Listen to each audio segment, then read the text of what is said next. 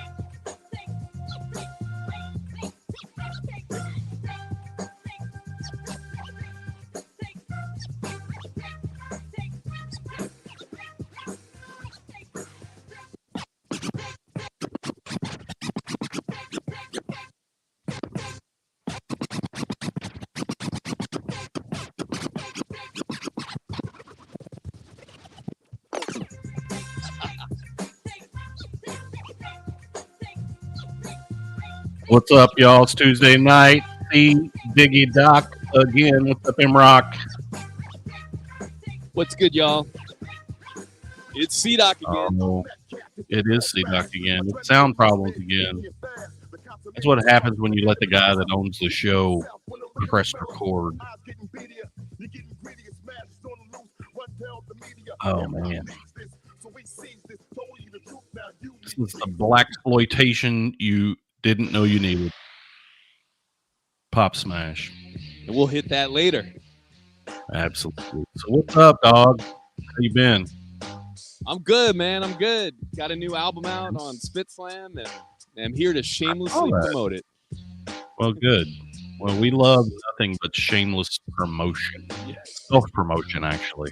That's right. That's right. We missed you on the last episode, man. How's things going? They're going all right. I just need a break now and again. I heard Gagpoo was going to be on, so I bounced. I get that. What did you? Yeah, I've been trying to hide from you. What did you think about the smack that was heard around the world? I'm not going to speak on it. I was very. I'll tell you, I was very sad the whole next day, which I guess was yesterday. I watched it so many times, like I was just like, yeah, bro. Killed me. I hear you. But you know, the reason I bring it up is today is the 30th anniversary of He's the DJ, I'm the Rapper. Oh, really? 1988, March 29th, this classic drop. So I just want to give a shout out to DJ Jazzy Jeff and the Fresh Prince for making such a amazing classic. Yeah. I think we should just listen to that front to back tonight, Nightmare on My Street, to start out. Heck yeah.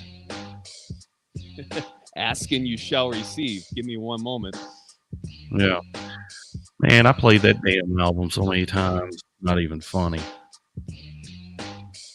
Who is WTF's son? Okay, Knackworth. All right. They made me create a join chat on my phone.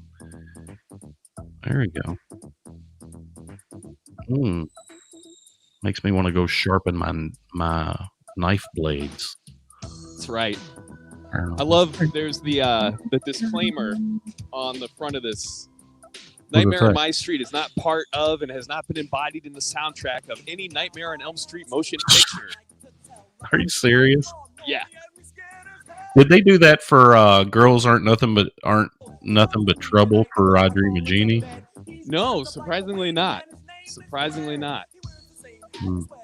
You know what's weird? There's a Fat Boys song about Nightmare on Elm Street. It's like, Are You Ready for Freddy? That apparently had no problems with licensing, but this one did. Huh. Imagine that. Little nerdery. Speaking of I Dream of Jenny, or Jeannie. What up, girl? Look, she got her hair good. What's happening? What's happening? At the west side. going. Doubles. Wow. Yeah, you do that very well. You're very ambidextrous with your fingers. I can be. Yes, sir. Didn't you ever, have you ever seen that? Can you do this? Can you do this? Yeah. Can you do this? Yeah.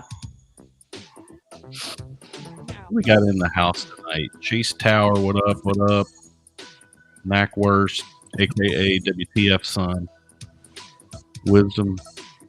I'm doing all the CDOC stuff since he hit go live before I was ready. I also love being able to see him back there, just kind of chilling. He's like, when are you going to bring me on, bitch? Ooh, look at me. So Chuckified again. What? I know y'all missed the repartee, the witty repartee, the hijinks, the calamities. Speaking of calamities, let's bring him on. Here he is, folks. The man we named the show after. At least I have that. Yeah. Oh, you've got so much more. So much. You look very finely trimmed there. Did you do a little shave today? Yesterday, actually. For dang, dude, for the promo. You had just shaved your whole face like, what, a week ago? You've already got a goatee again? There's a little, I know, right? It's manly. Yeah. That is. Never fails. Strong. Rise from Spit, Break North, and Hype Style in the house. I've got one. I've got a. I heard some. I don't like to talk about gossip, but I did hear that the whole reason Will jumped up and smacked Chris Rock was because he was laughing at the joke, and then he looked over at Jada, and Jada looked pissed, and then he looked in Jada's bag, and he saw that Chris Rock had given Jada a copy of the new M-Rock album, and Will didn't get one. That'll do it. That'll do it. No. Somebody put that shit on Twitter so everybody knows now. We got to tell them, Who's that? So there you go. That's right. SpitSLAM. SpitSLAM's in the building, yo. SpitSLAM's in the building. And these beats slap, let's face it. That they do. They slap. Yep. They slap like, well, I'm not going to say it. Yeah.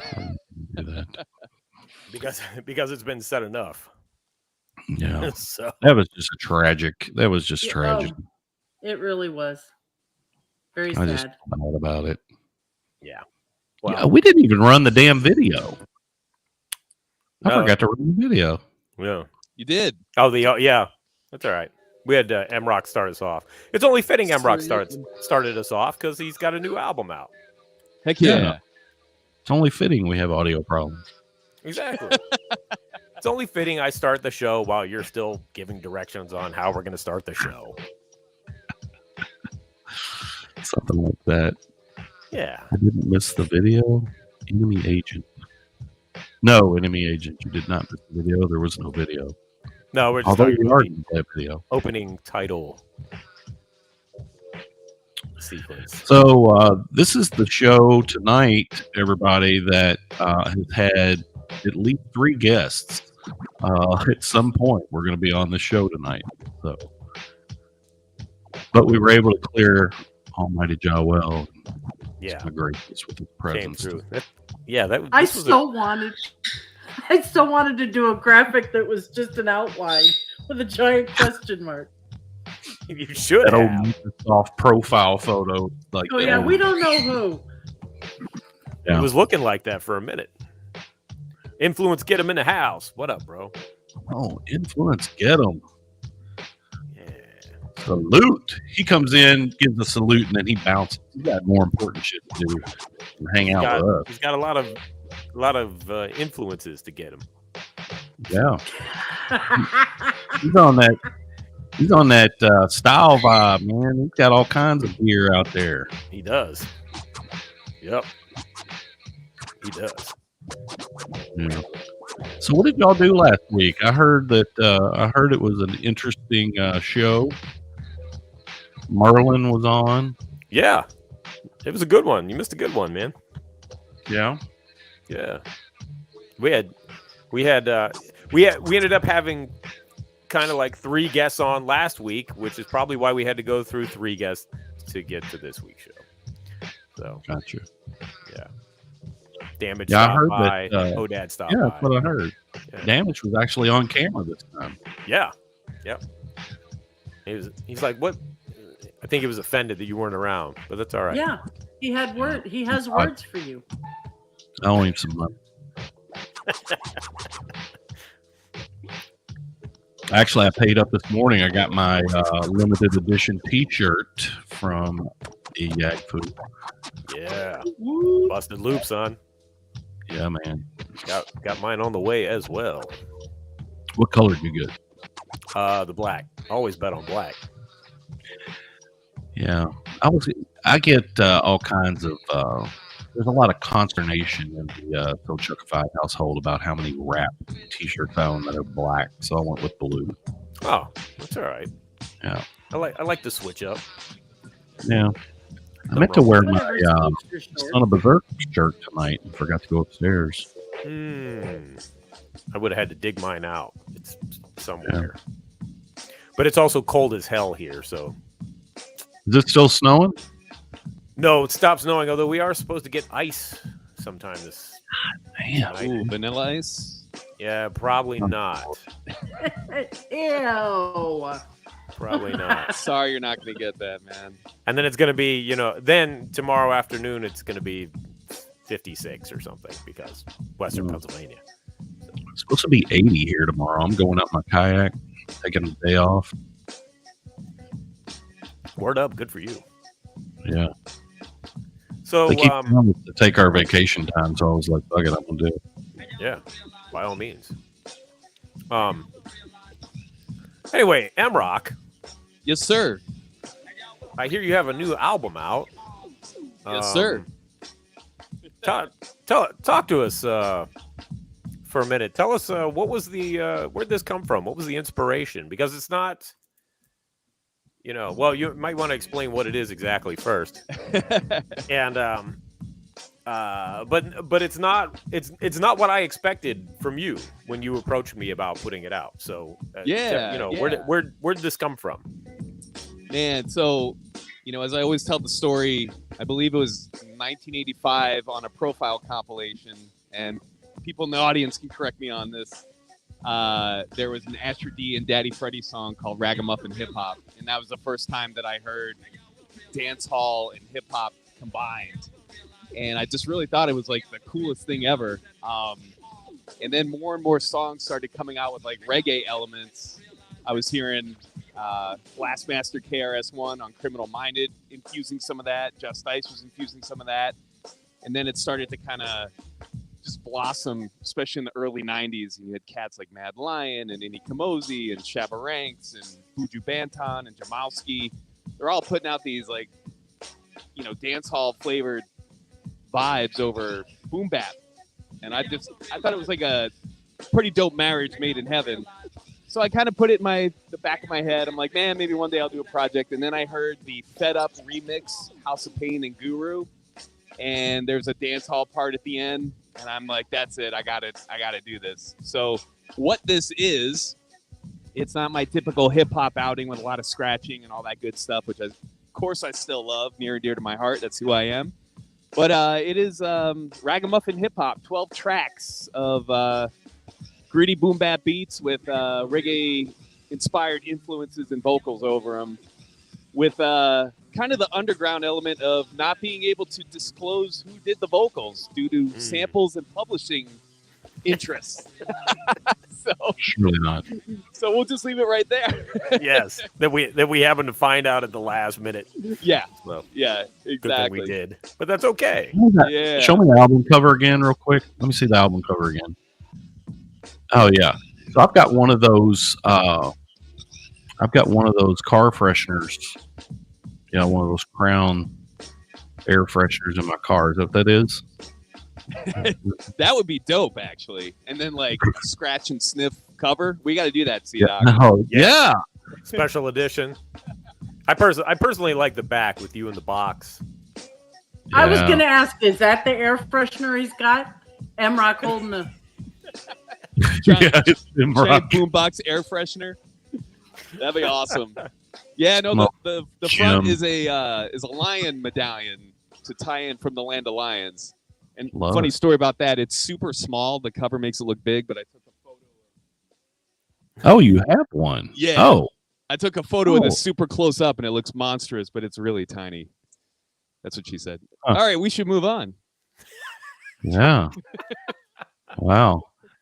That's cool. Wow, So I had so let's backtrack Yeah. and talk about Coming in size hot. for a minute. No, I'm just no. we are coming in. It was a hot cold today. swimming pool, okay? I was in the pool. I was in the pool. I was embarrassed. I'm backing out of this one. Ooh. Yeah, smart.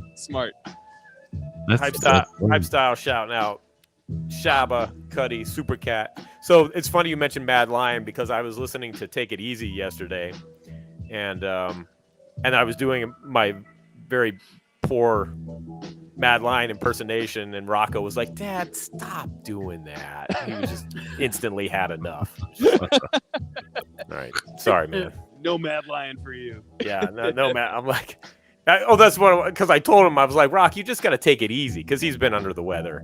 Oh, so okay. I'm like, Rock, you got to take it easy. And I was like, take it easy. And then I went to Apple Music and put it on.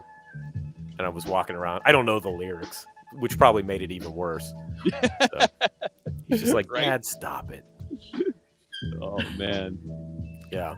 But yeah, just kind of ending the album conversation. It's out everywhere, thanks to you. So all streaming platforms, you can stream it, download it, limited edition CD. And Yeah. I hope everyone enjoys it. So yeah, give it a listen and let me know what you think. You can hit me up on my IG at DJ Mrock, DJ MROK. Yeah, man. Yeah, shameless what's plug. Yeah. No, it's great. It's got some good stuff on it. Thank you, You know. sir. I enjoyed it. I enjoyed making it. Well, that's good. That's dope, man. That's dope. With it, I got a little something for y'all tonight before we get a little PM on here, or Pop Smash PS. Almighty Joel. Wanted to see what y'all thought about this. I'm sure y'all have already seen it, heard it. I'm only gonna play a little bit of it, but since Ice Cube had to back out, I figured I could play it. So I'm gonna throw it on here real quick. See if y'all have heard this yet.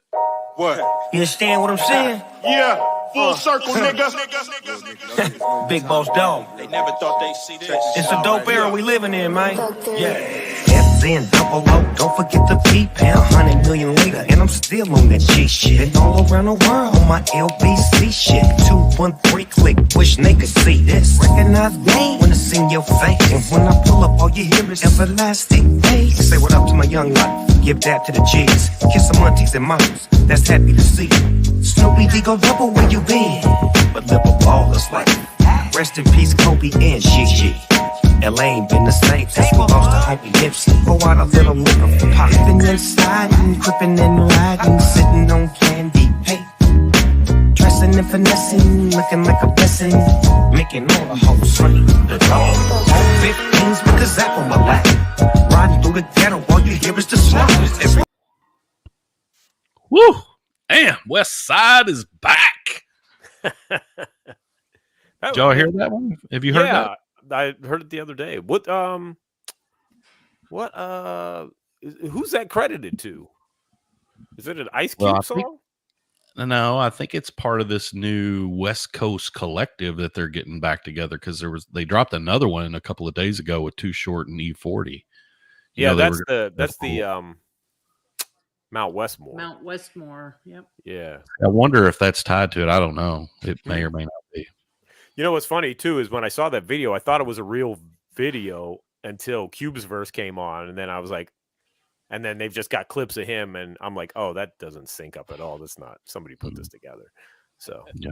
but the song's dope. Yeah. It does sound like a throwaway track from 2001, that beat, but it's like, let me remove a couple of instruments and just switch the pattern on the keyboard. Yeah. Yeah. It was fantastic. I was very happy. Yeah. That was good I haven't stuff. heard the Mount Westmore yet. Oh, Nack says he thinks it's on the new Snoop album. Okay. Oh, on the new Snoop album. Yeah, I don't think the Westmore album's out yet. I think they've just put out singles, right? They're on tour though right now. Yeah, they just sold out Nashville. Oh, my friend, they were in Oklahoma, in Tulsa, and she was like, "Should I go?" I'm like, "No, no." Why? First of all, it's right now, and second of all, no. 60 Man, some odd nothing year but a old bunch of white people girl. Everybody that was there is probably old as hell. You would think. I was like, no. Mm-mm.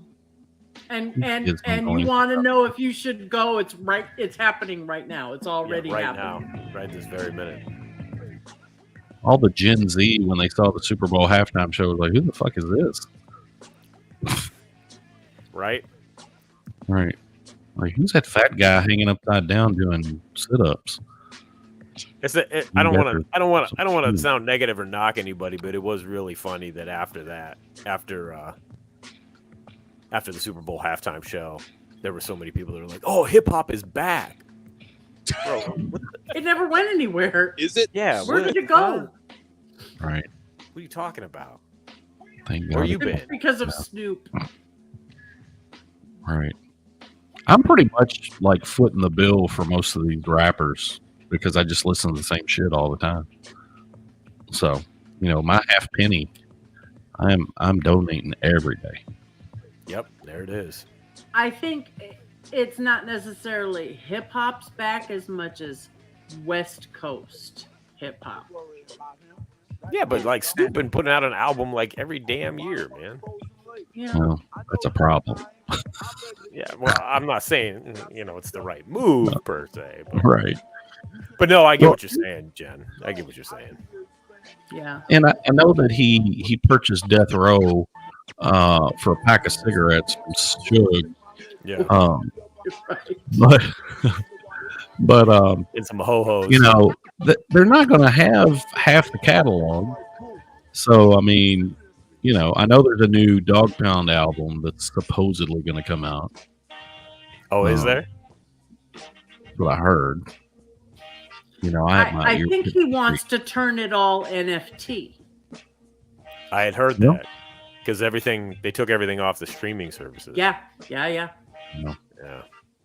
He's turning everything NFT.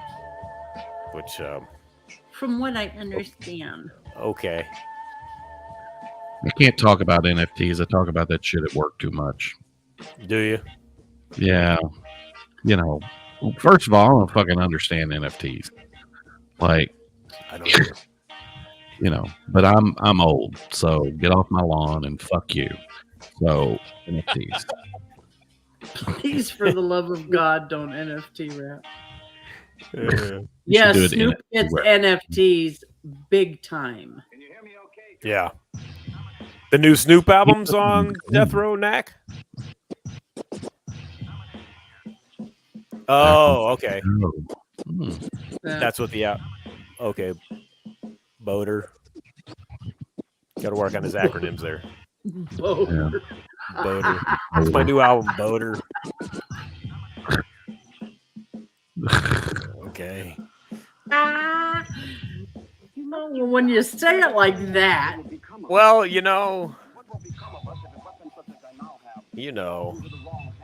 like I always thought when LL named his album Goat, I was like, oh, that's a bad move. But Goat caught on. I don't know if Boater will. Boater probably will not. Yeah. The track Crip Your Enthusiasm. So wait a minute, is this album out? Oh, that's Snoop album. Snoop album. Gotcha. I'm gonna have to listen to that. Crip Your Enthusiasm. So what do y'all think about Game? The Game is like this and all of the hands that fed his ass. What's up with that? He's a cornball. I thought he was a cornball from day one, that dude. Now that first album was dope. Yeah, but he's not dope on it. He's all right. He got like 20 songs, and they're all the same thing. He mentions his sneakers and how much he loves Dr. Dre. That's all he talks about on that record. Until now. Right. Well, yeah. Until now, but like Now Kanye's done more for him in 2 weeks than Dre's ever done for him ever. Kanye's done a lot. Sipping the Kanye Kool-Aid. You know how well that turns out. Yeah. Yes. Kanye also co-signed MAGA, so you got that. I don't know if I'd be claiming that shit. Yeah. Right. Exactly. No. So I don't know. Not that we're going to talk politics on here, you all. Yeah. Oh, But if you voted for Trump, fuck you. No, I'm kidding.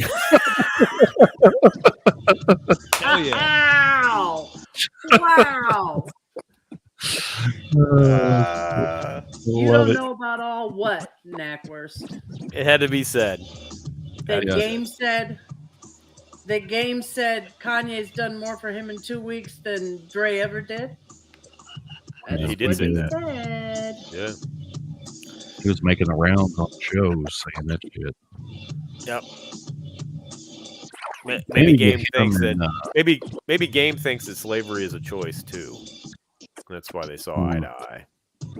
yeah, true. Uh, Kanye But- gets a pass. Kanye just needs to take his meds, dude. yeah. But after you do an album like My Beautiful Dark Twisted Fantasy, I mean, where do you go from there? Oh man, I was really hoping that we had a guest tonight so that I wasn't going to have to listen to that album yet. So, thanks. So as soon as Jawel gets in here, which You could be like bringing him in quickly. yeah, exactly. All of the lights.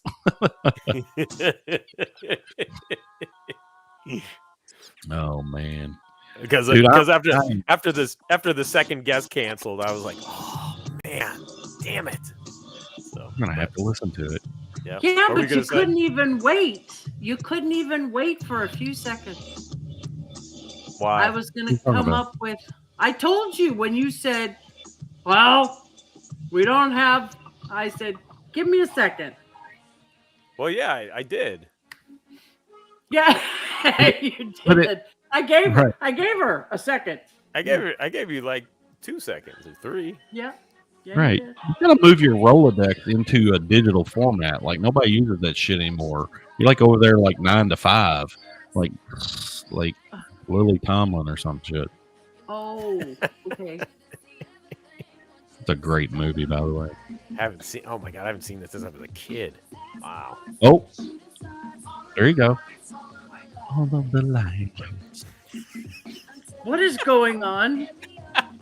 Well, Kanye West. That was for C-Doc. What is Yeah. going on? See, I didn't even know what that was. So That was all of the lights.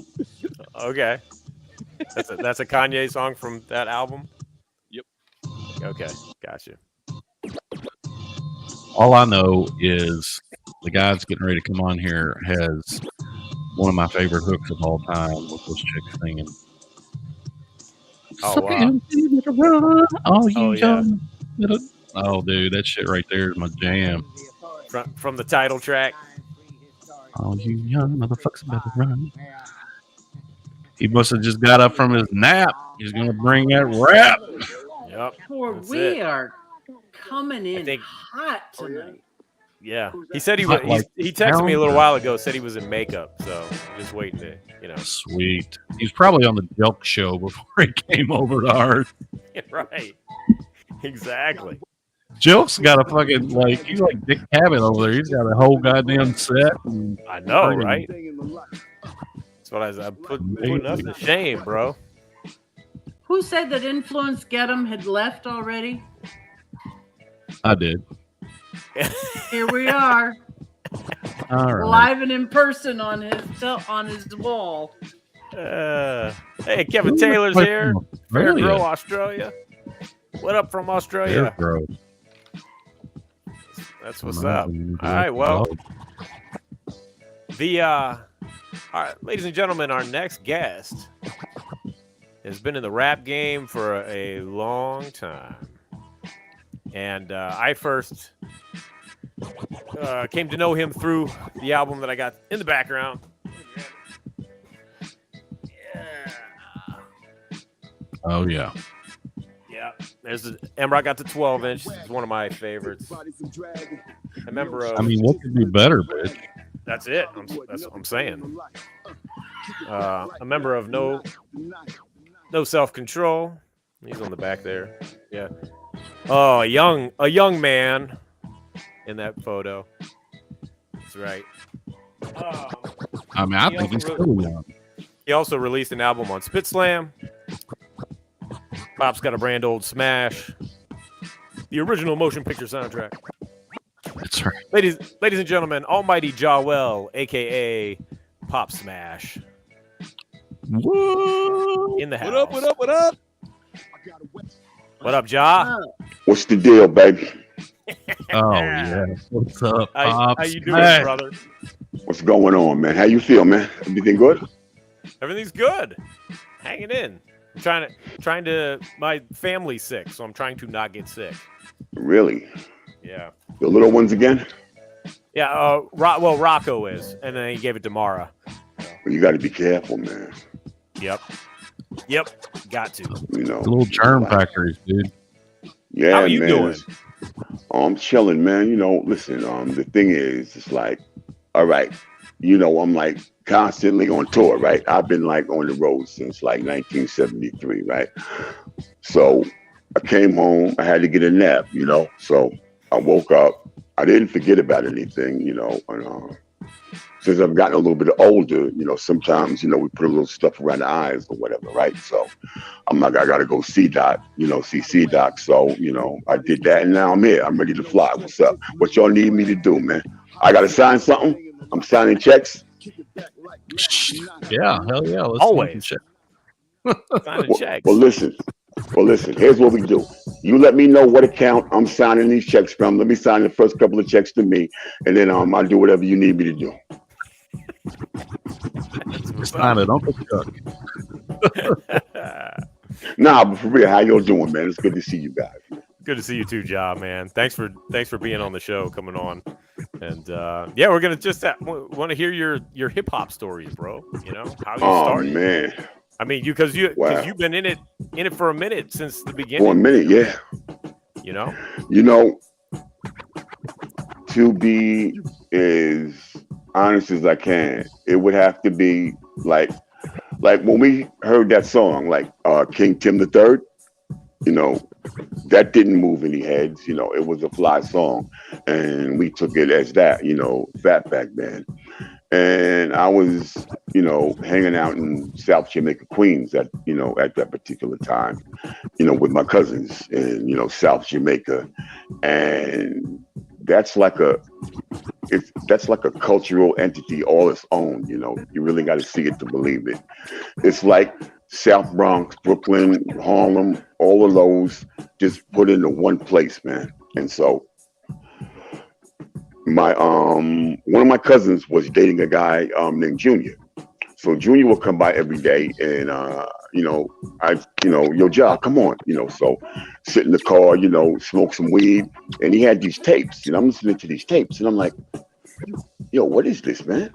You know, and I'm listening to these, you know, it's like I heard like DJ Divine, Infinity Machine, the Disco Twins, and MCs like I never forget this cat. His name was Spanky, and then another dude, you know, called himself Wildcat.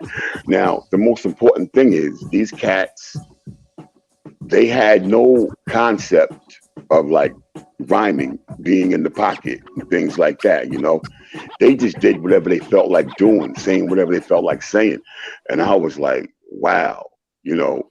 But it really didn't move me, you know. I'm like, okay, this is something new, and I'm checking it out. And then he came by one day, and he threw this tape in, and, you know, I'm puffing the L, and I just stopped. And I'm like, yo, what the is that? And I'm listening to this Grandmaster Flash, Furious 5, Melly Mel. I'm like, ooh. And I'm listening to this cat, Melly Mel, right? I don't know what the hell he's doing, but I'm like, yo, that's what I want to do. I can do that shit. But he kept coming by with more tapes, and I'm listening to this. I am absorbing it, right? And these tapes are by far heads and shoulders above anything that I've ever heard on a cassette tape. And so I started to listen to it and listen to it. And when I came back out, to where I'm from, Freeport, these tapes weren't there. Nobody was listening to this kind of music. So when I started to say certain things, they would laugh, like, man, where you get that shit from, man? Get out of here. I'm like, wow, okay. They don't know what this is. So Melly Mel, I will say first and foremost, is the reason I got into hip hop. He would be my prototype. So at that point, I'm writing, but I'm sounding so much like Mel. And it doesn't make a difference because, all right, this is the beginning of hip hop. And then all of a sudden, these tapes become prevalent. They're all over the place. Then you have Cold Crush Brothers, everybody. The tapes just started to hit with an abundance. And then Sugar Hill Gang came out.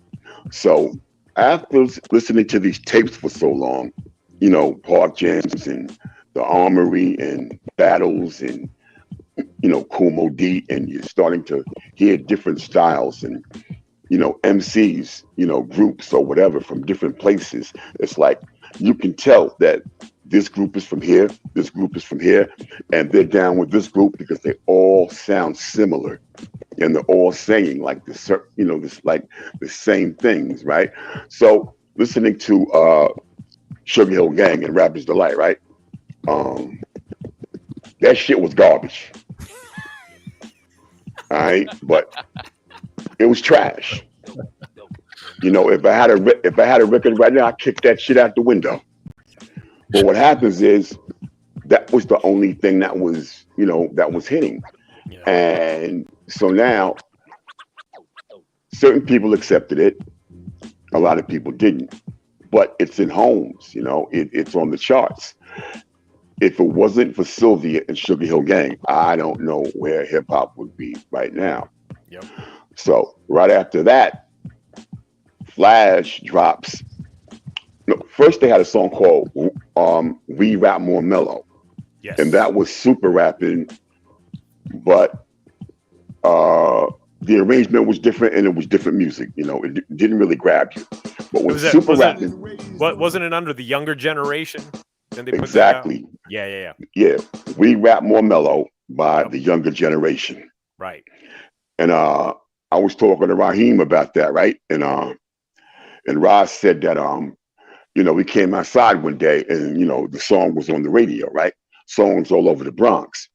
And whatever money that song made, the dude who produced it and took him in the studio, he took all that money and they never saw him again. Right. So that's why they were able to go on and enjoy and take 7 minutes of funk, and they did the song all over, with the sha-na-na. And that song, when that shit hit, it was over. I mean, for the heads, people out was like, hip hop, it was like, thank you, because we ain't got to check with Sugar Hill Gang no more, right? And so then the Funky Four comes on, on the heels of that. So rap is exploding now. And I said, what I need to do, I need to be a part of this. So I wanted to put a group together. So once again, where am I going to put this group together at? So I go to Freeport and I'm looking at the groups that we have and I'm like, where can I get the best out of what we have where we are? So one of the best cats that was rocking, was Pep, Gaddy Roar. Yep. So I had met Pep through a friend of mine, Walter, who is an Irish guy, in which I had an idea. Let me put this dude in the group, write his rhymes, and we're gonna call him Mr. Snow. So that's the Townhouse Three: Jawel, Snow, and Pep. Wow. And we're doing gigs and parks and everything, and people are bugging out because they're looking at Walt like, what's this white dude doing? And then Walt grabs the mic, and they're like, "Oh shit, really?"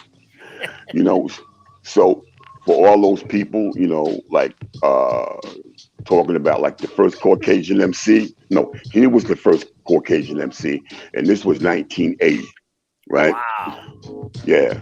So we were doing gigs and things like that, and we had a pretty good buzz. Everybody knew who we were. We were winning, competitions and things like that. And, like they would have like the town come out and bring a stage, and we were always asked to come down. So around that time, this is right before we met Chuck and Hank and all of them. So we were in a diner one night, and TA the DJ walks in, who everybody knows as Son of Berserk. Yep.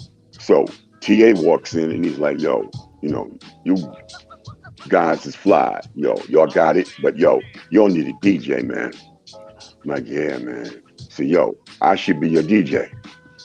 And we were like, "That's it. We're complete." Because TA was like the hottest DJ in Freeport, right? Wow. So just, word of mouth. All you needed was one flyer, and TA is going to be such and such, tonight.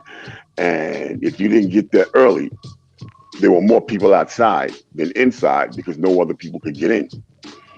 And they would like put a speaker in the window so the people outside could hear it because they couldn't get in. And it's like, wow. So that just took us to another level. And we would put shows together. And the way we did it is the three of us would rhyme and TA would DJ. And all of a sudden, Walter doesn't want to be in the group anymore. And I should have figured that because Walter liked to take things and dabble with it and like it's a brand new toy. And now it's not shiny anymore. He doesn't want to do it. So it's like, all right, okay, cool. So TA goes from the turntables to rhyming. So the way we would do it is we would start off, me and Pep on stage, TA would DJ, and then at a certain point, we would put a cassette in, and then TA would join us on stage. And that's the way that the Townhouse 3 stayed. And we were a self-contained unit. Now, if you can recall Sugar Bear, who made, what's the song Bear did? Don't Scandalize Mine. Yeah. Yeah. And Ready to Penetrate. He was our manager at first. Oh, okay. Yeah, so he comes and, so he's like the fourth member because he's our manager, right? Right. So TA is like, yo, listen, I know these guys, they got a radio show, this, that, and Spectrum. Okay, yeah, well, we know who Spectrum is.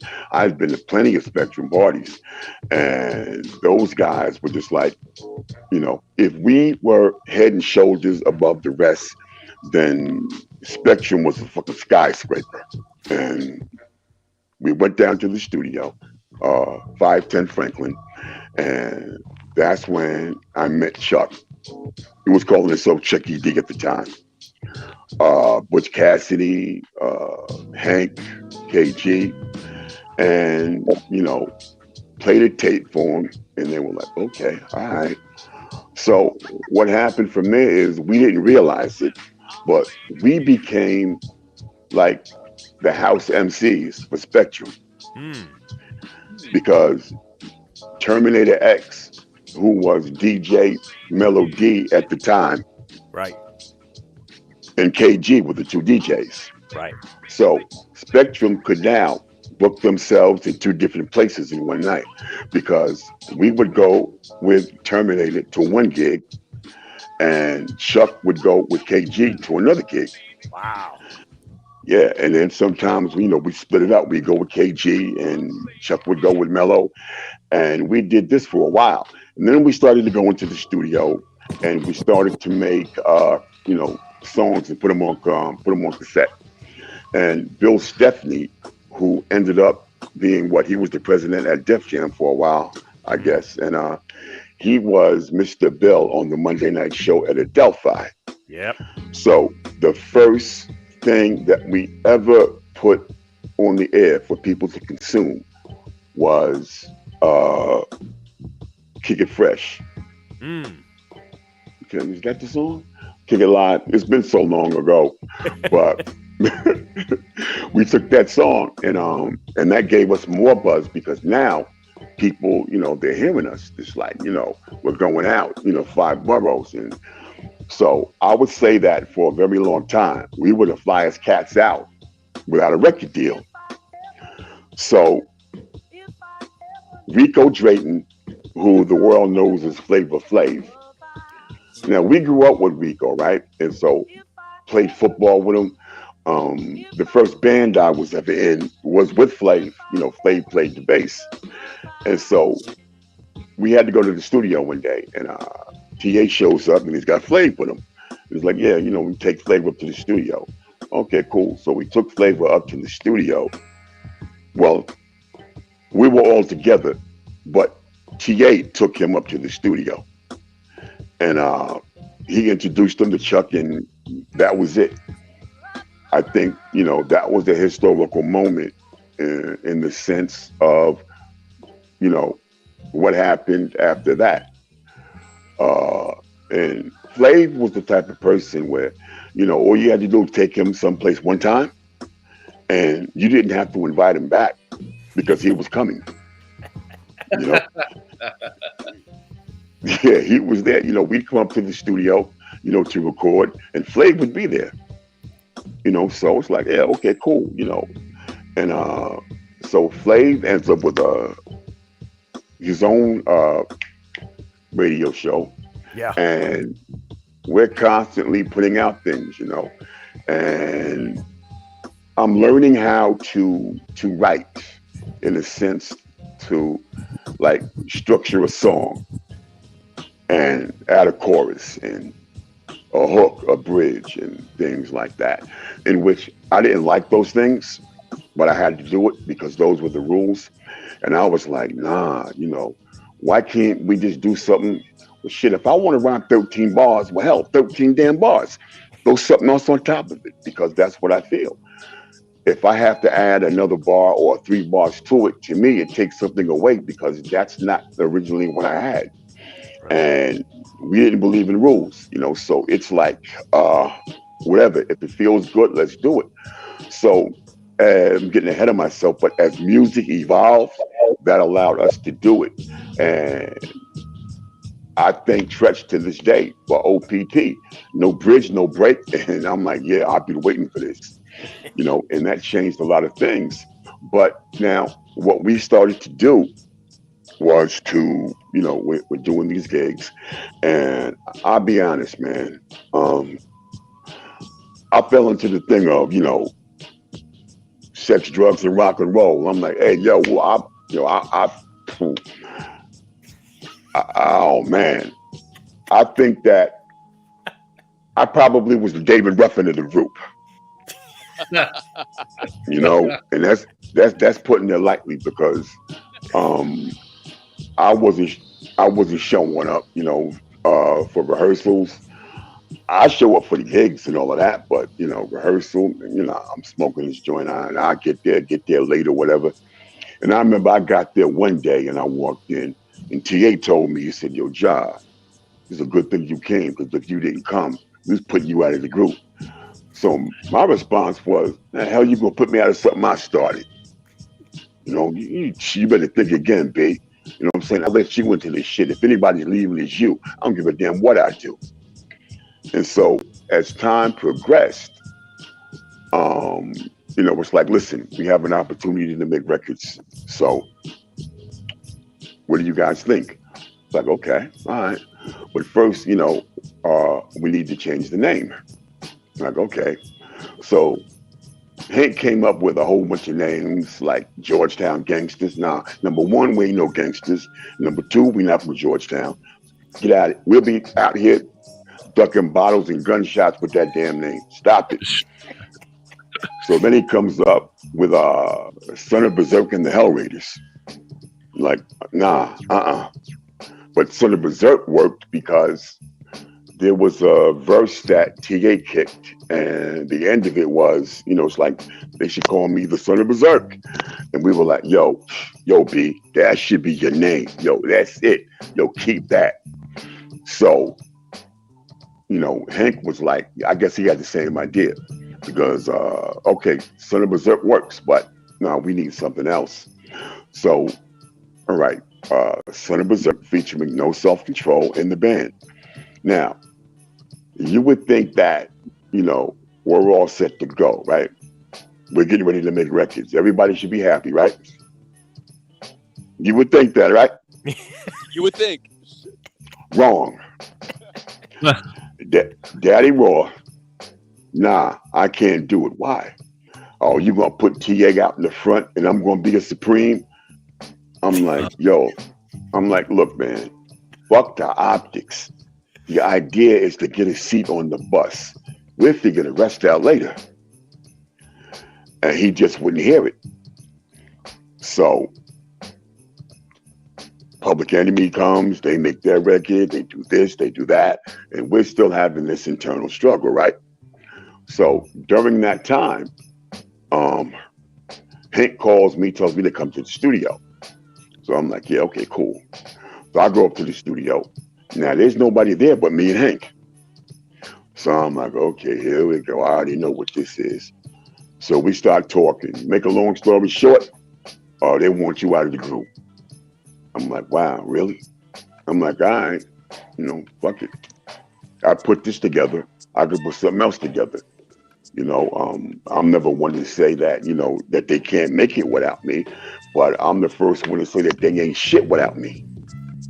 So I bounced. And this was when? This was when, Ja? This was, probably about 86, 87, early 87. Okay. That's because because then he took them and they became Kings of Pressure for a while. Oh. And I don't know what happened with that, but obviously it wasn't successful. Right. Now, I had made some bad decisions, and I ended up on a 3-month vacation, over in the county for a little bit. And I'm like, okay, I got my head right now because I'm not coming back here. When I came home, they had already signed the record contract. And so they would see me and, oh man, talk about swelled heads. Oh my goodness. I'm like, you know what?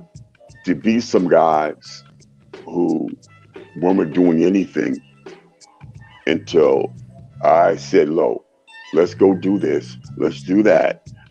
And I put this together. Pep, you're a founding member with me, but I'm the originator of this shit, and you walk past me like you don't even know me. I'm like, okay, all right, that's fine. And I said, fuck it. I'm like, they must have some money because the only thing that makes people act like that is money, right? They get shitty and change, and they're like, yeah, John, you're going back to jail. I'm like, yeah, all right, whatever.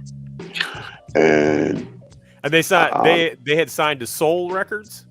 Yeah, they had signed to Soul. Right. Okay. And I didn't know any of the particulars of what that was. And I guess they messed around. They were talking. They were feeling themselves. Joel is home. He going back to jail. Blah blah blah blah. And Hank heard that, and I got a phone call, and my mother's like, telephone. I'm like, who is it? It's Hank. Man, hang that shit up. And he kept calling. I kept hanging the phone up. And one day, I don't know, I must have had a hangover or something. And I answered the phone. Hello. Yo, Ja, don't hang up the fucking phone. I'm like, yeah, all right, what is it, man? And he started to talk, and I'm like, look, I don't want to hear it. I'm not trying to hear it. And it's like, yo, let's go to lunch and let's talk. All right, I could do that.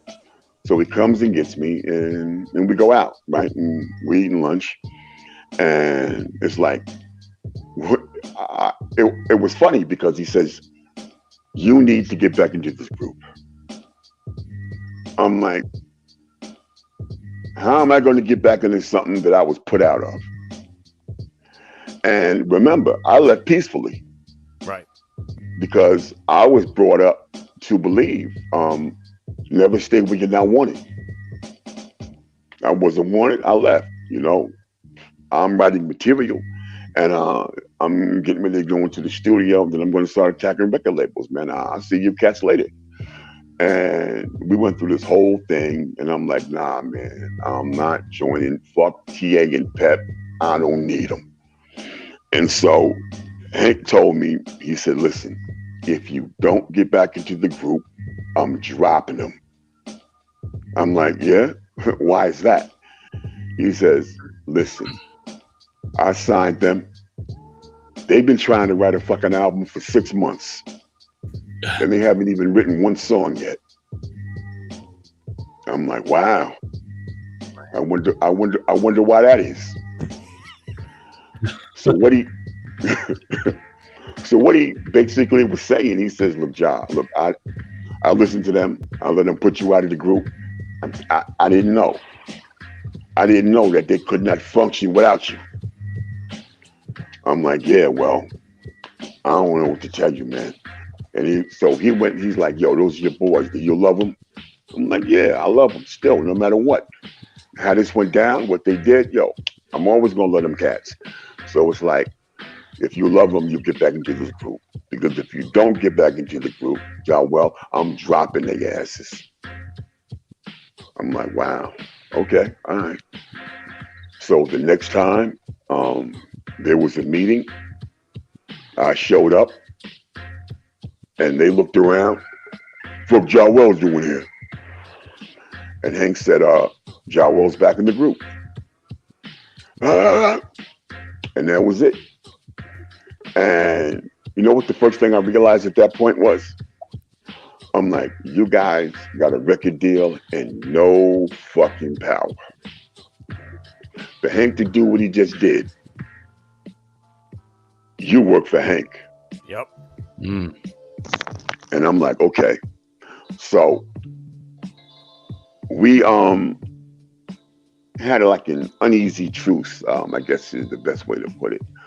So I'm like, TA, let me see your contract. Because Hank wanted me to sign that contract. And before I got a lawyer to look at it, I'm looking at it and I'm reading it. And I'm like, I don't need a lawyer to tell me that I'm not signing this shit. You know, I'm skimming through it, you know, and I'm hitting pages and I know what to look for. I know what to read. And it's a 7-year contract or a 7-album contract, you know, whichever comes first with options and all of the rest of it, right? So please tell me why that if you get to the 7th album, your advance is $75,000. How will you on a record label for 7 years, and then the 7th album you make, they give you $75,000 to go into the studio? The hell is that? So then I'm like, okay, yo, what was your advance? $25,000. Oh, y'all got 25 apiece?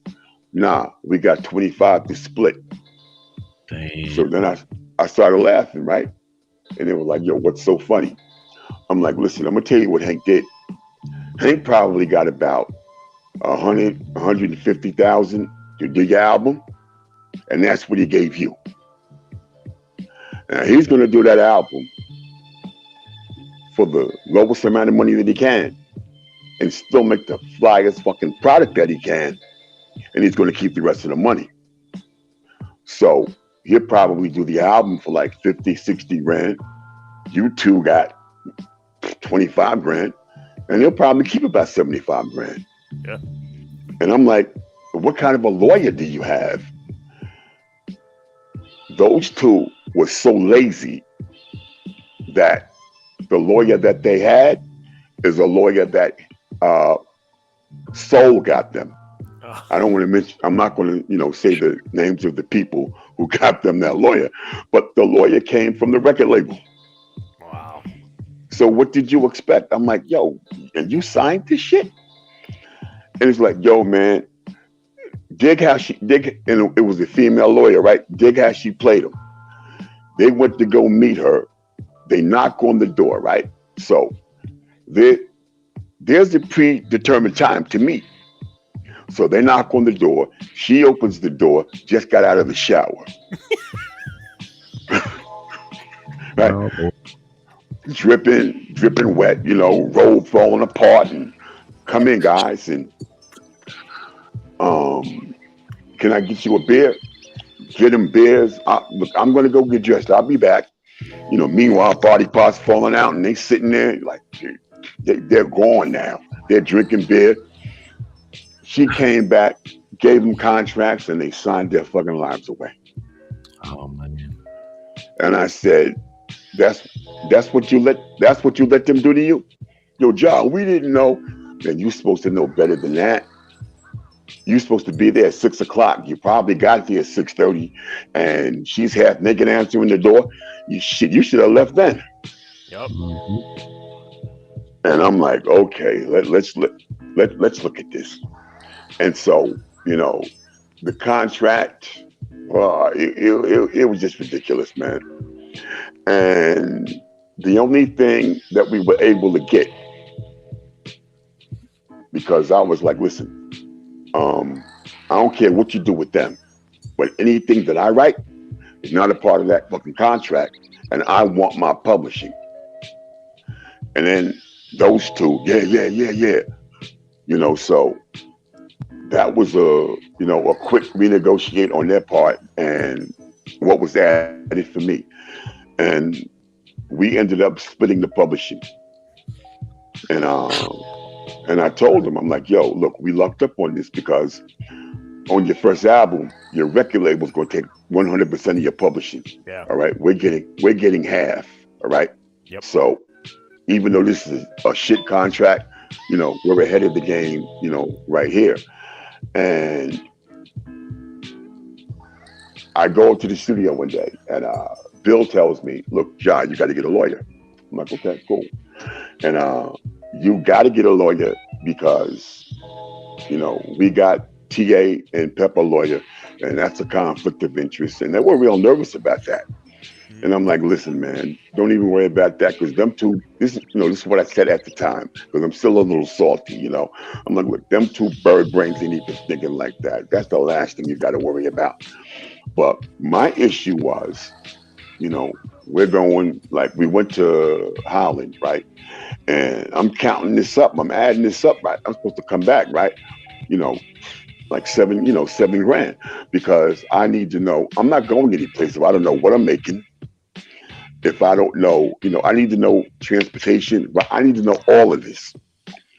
And when we came back, I got a check for $300. And I went up to Seoul. I was breathing fire, man. I'm like, yo, what in the fuck is this? And Hank told me that Pep and TA had legal fees. I'm like, what the hell does that have to do with me? Why are you taking my money to pay those two's legal fees? That's when I went and got management. And Chuck and Hank, they were so pissed off at that.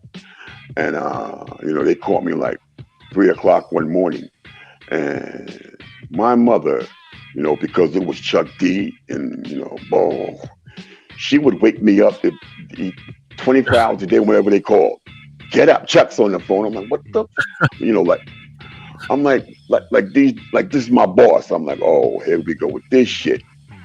And, my thing was, how long did you actually expect us, to go forward, with no management?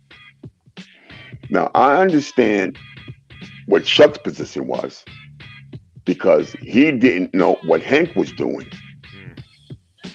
And once I started to talk about that, Chuck just got silent. He didn't say too much for the rest of the conversation. Matter of fact, he didn't say anything. And it was just me and Hank. And the fact that I had a manager meant that Hank could no longer do the shit that he was intending to do to us. Right. And that's what pissed him off. So right after that, hanging out in the village, and I'm wearing a Son of Berserk shirt.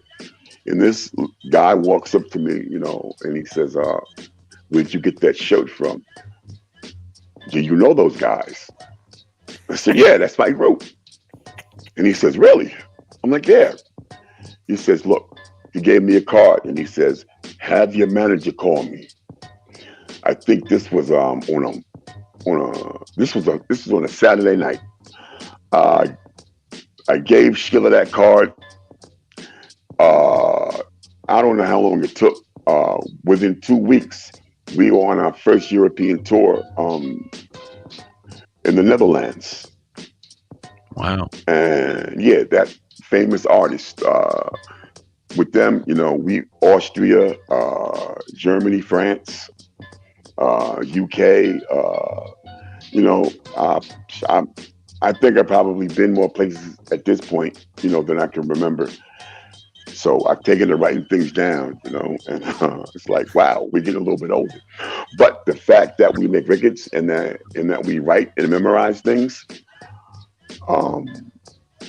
I think it does us a service where, like, people are getting older and forgetting. We're not forgetting like everybody else is forgetting. Yeah.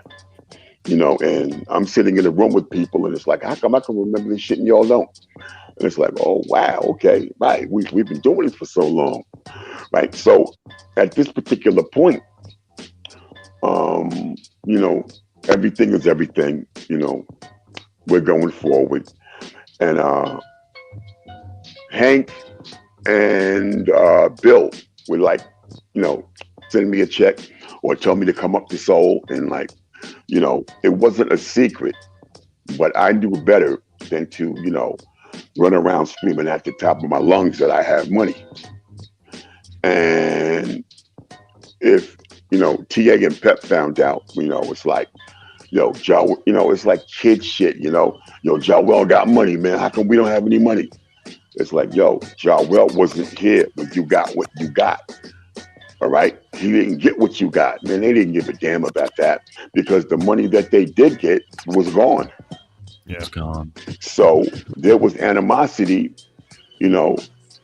simply if I got $2, they were pissed off. And it's like, wow. So it's like, whatever you get, you don't hide what it is, man. But don't tell nobody what you have. I'm like, man, I never tell anybody what's in my pocket.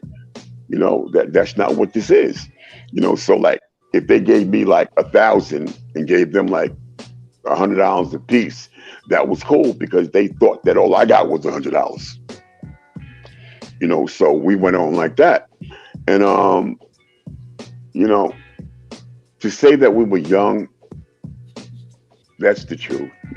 To say that we were immature, some of us were. To say that the success that we were having was a bit too much for some of us is definitely true, because I already told you, how these two men were acting, and that was on the strength of $12,000. I mean, how the hell would you act if you had $1 million? Right. So we're doing the album, and we're doing a video for Change the Style, and we go to Chicago. And Brute Bailey was the regional director, I think that was his title. And he shows up at the video shoot, and he's like, "Yo, you guys ready to go?" I was like, "Yo, what's up?" It's like, "Yo, I got a car downstairs, loaded up broads, man. Broads, liquor, whatever y'all need." I'm like, "What?" I'm like, "No, let's go. This is what we do." And Hank was like, "Nah, And Hank shut that down. I'm like, wow, here we go with this. But Hank was right. He was right about that, because if we went down and got into that car, no video, there would not have been a video for Change the Style. That's basically what that is.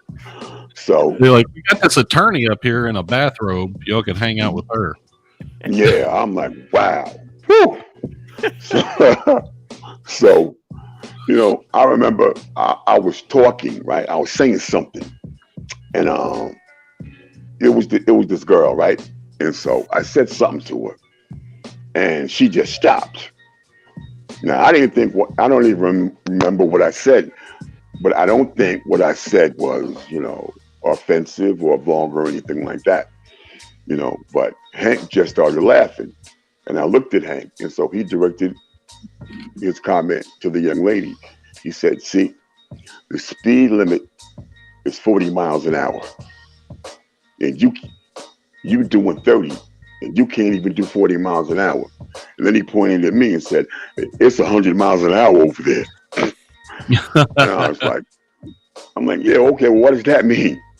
And I got it, but I was like, it's eye opening because it's like, okay, this is how I'm looked at, right? This is how Hank perceives me. Now, I'm good at what I do. I'm good at business, but I'm a little on the wild side. I can admit that. And but when it's time to work, it's time to work. But now Berserk goes off. Like, what's that commotion? Berserk is over, got everybody's attention, and he's screaming at KG, Keith Shockley.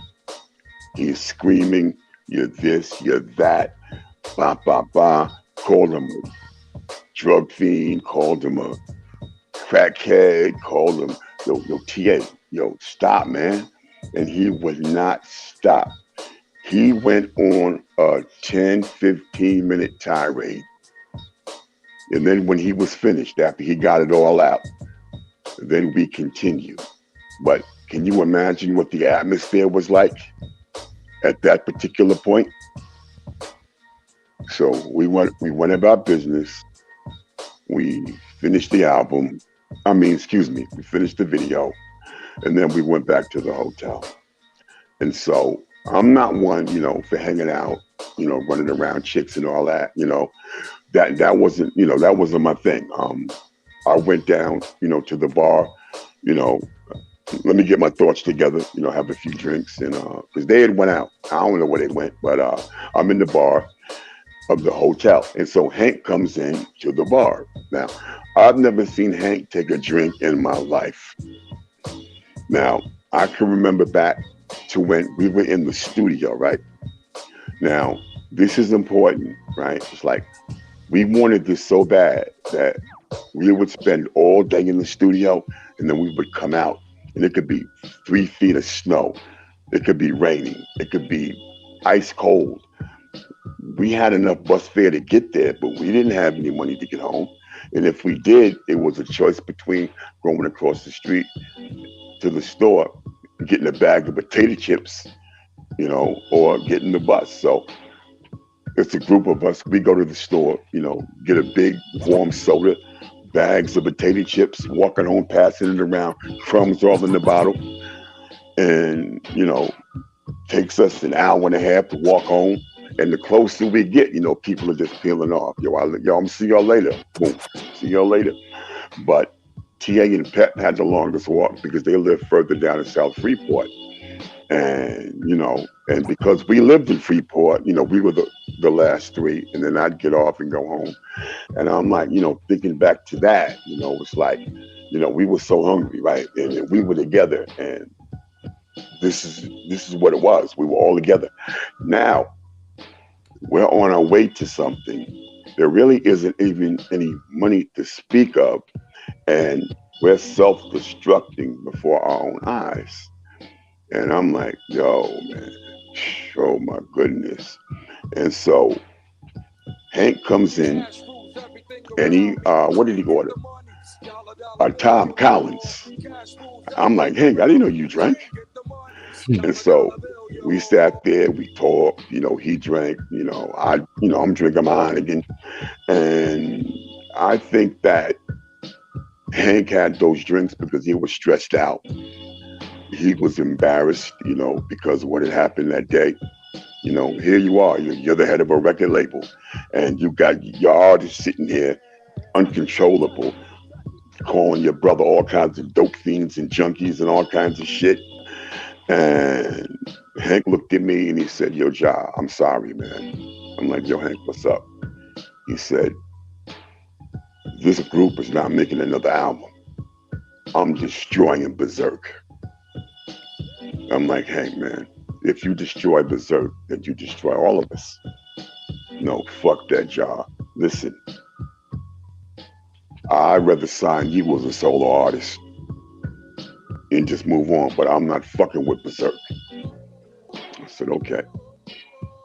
So for the rest of it, we just went on, you know. But I always had it in my head what was going to happen.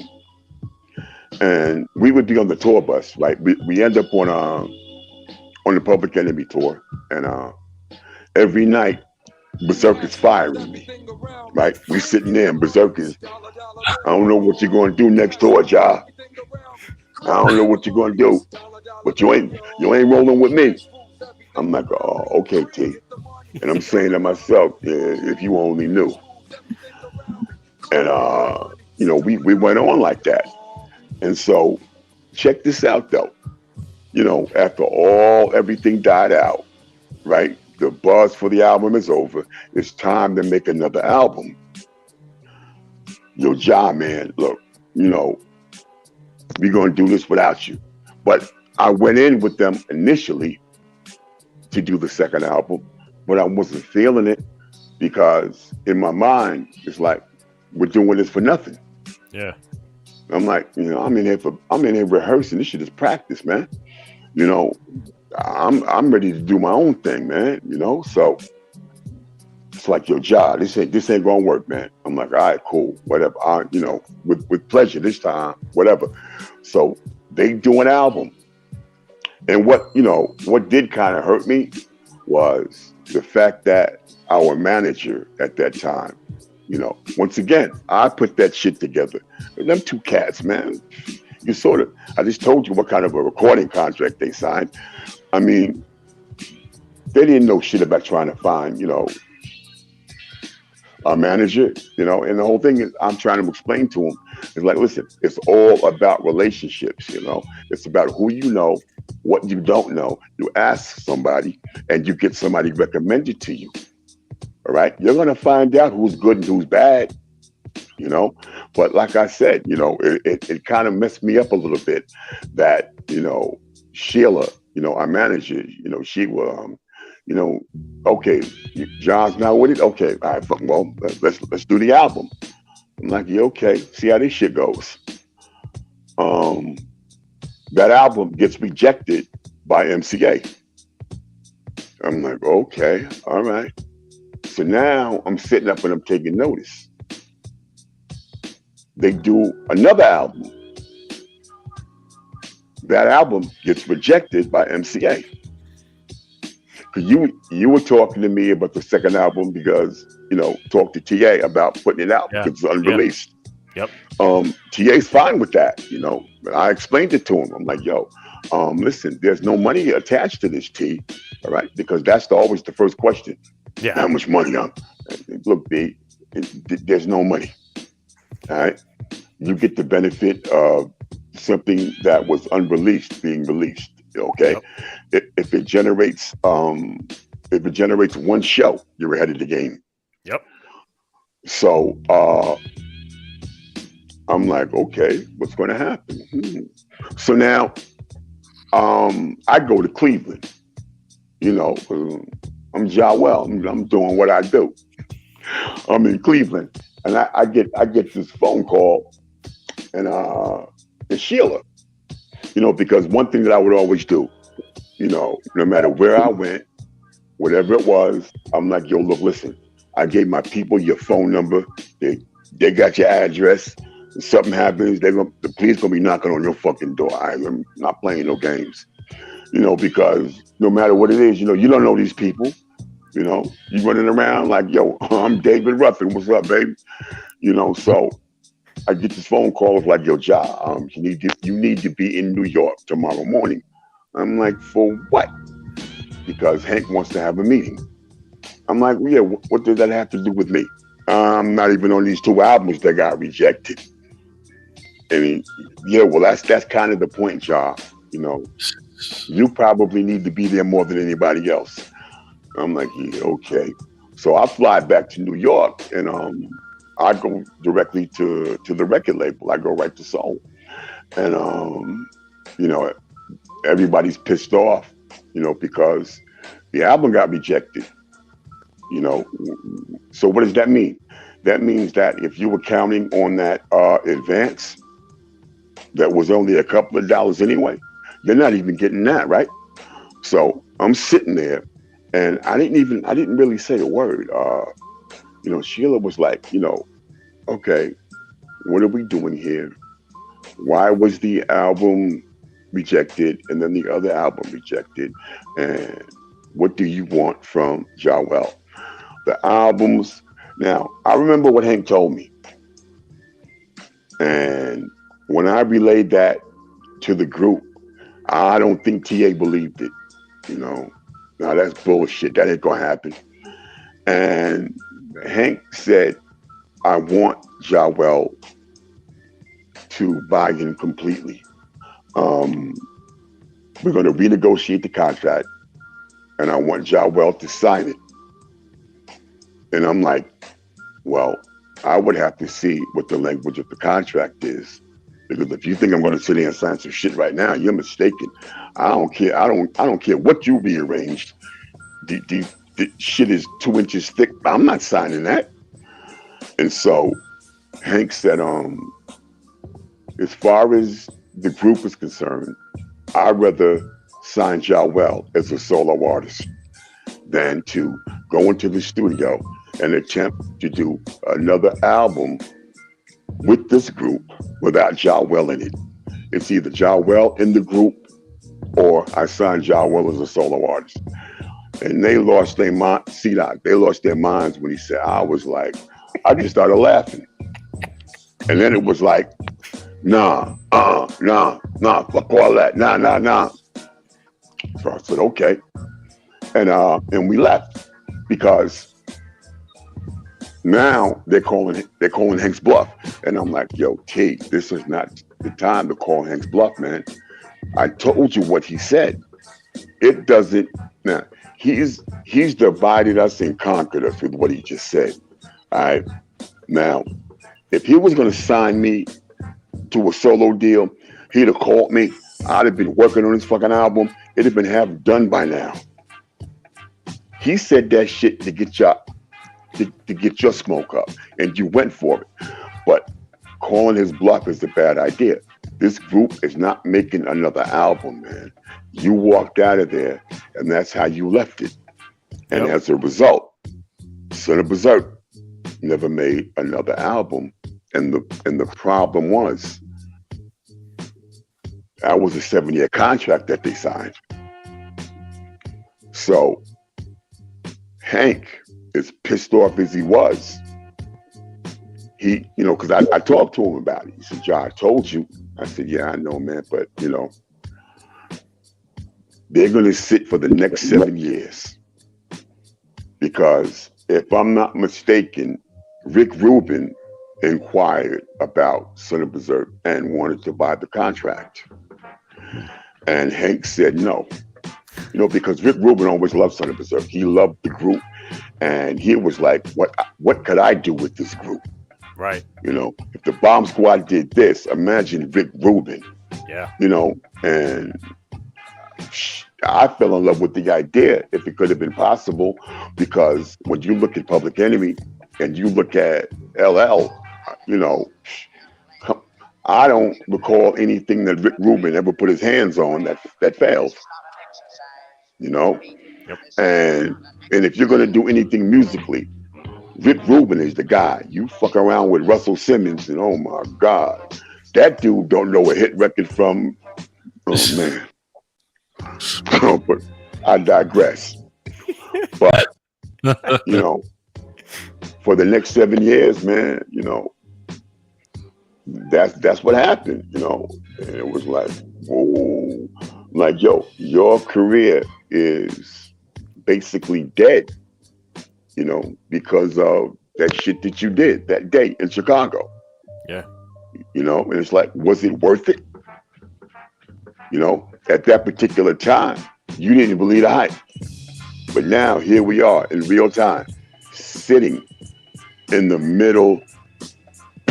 Everything's blown the fuck up, and we sitting around all the debris right now. Was it worth it? And it took a long time, I think, you know, to come to terms with that, you know. And so when you look at Johnny, you know, fast forward to, you know, like I was always in the studio, you know, because Chuck we went from, yo, Ja, me and you need to do a song together. I'm like, yo, yeah, Chuck, we should. And that was before we made records. But me and Chuck never got a chance to do that.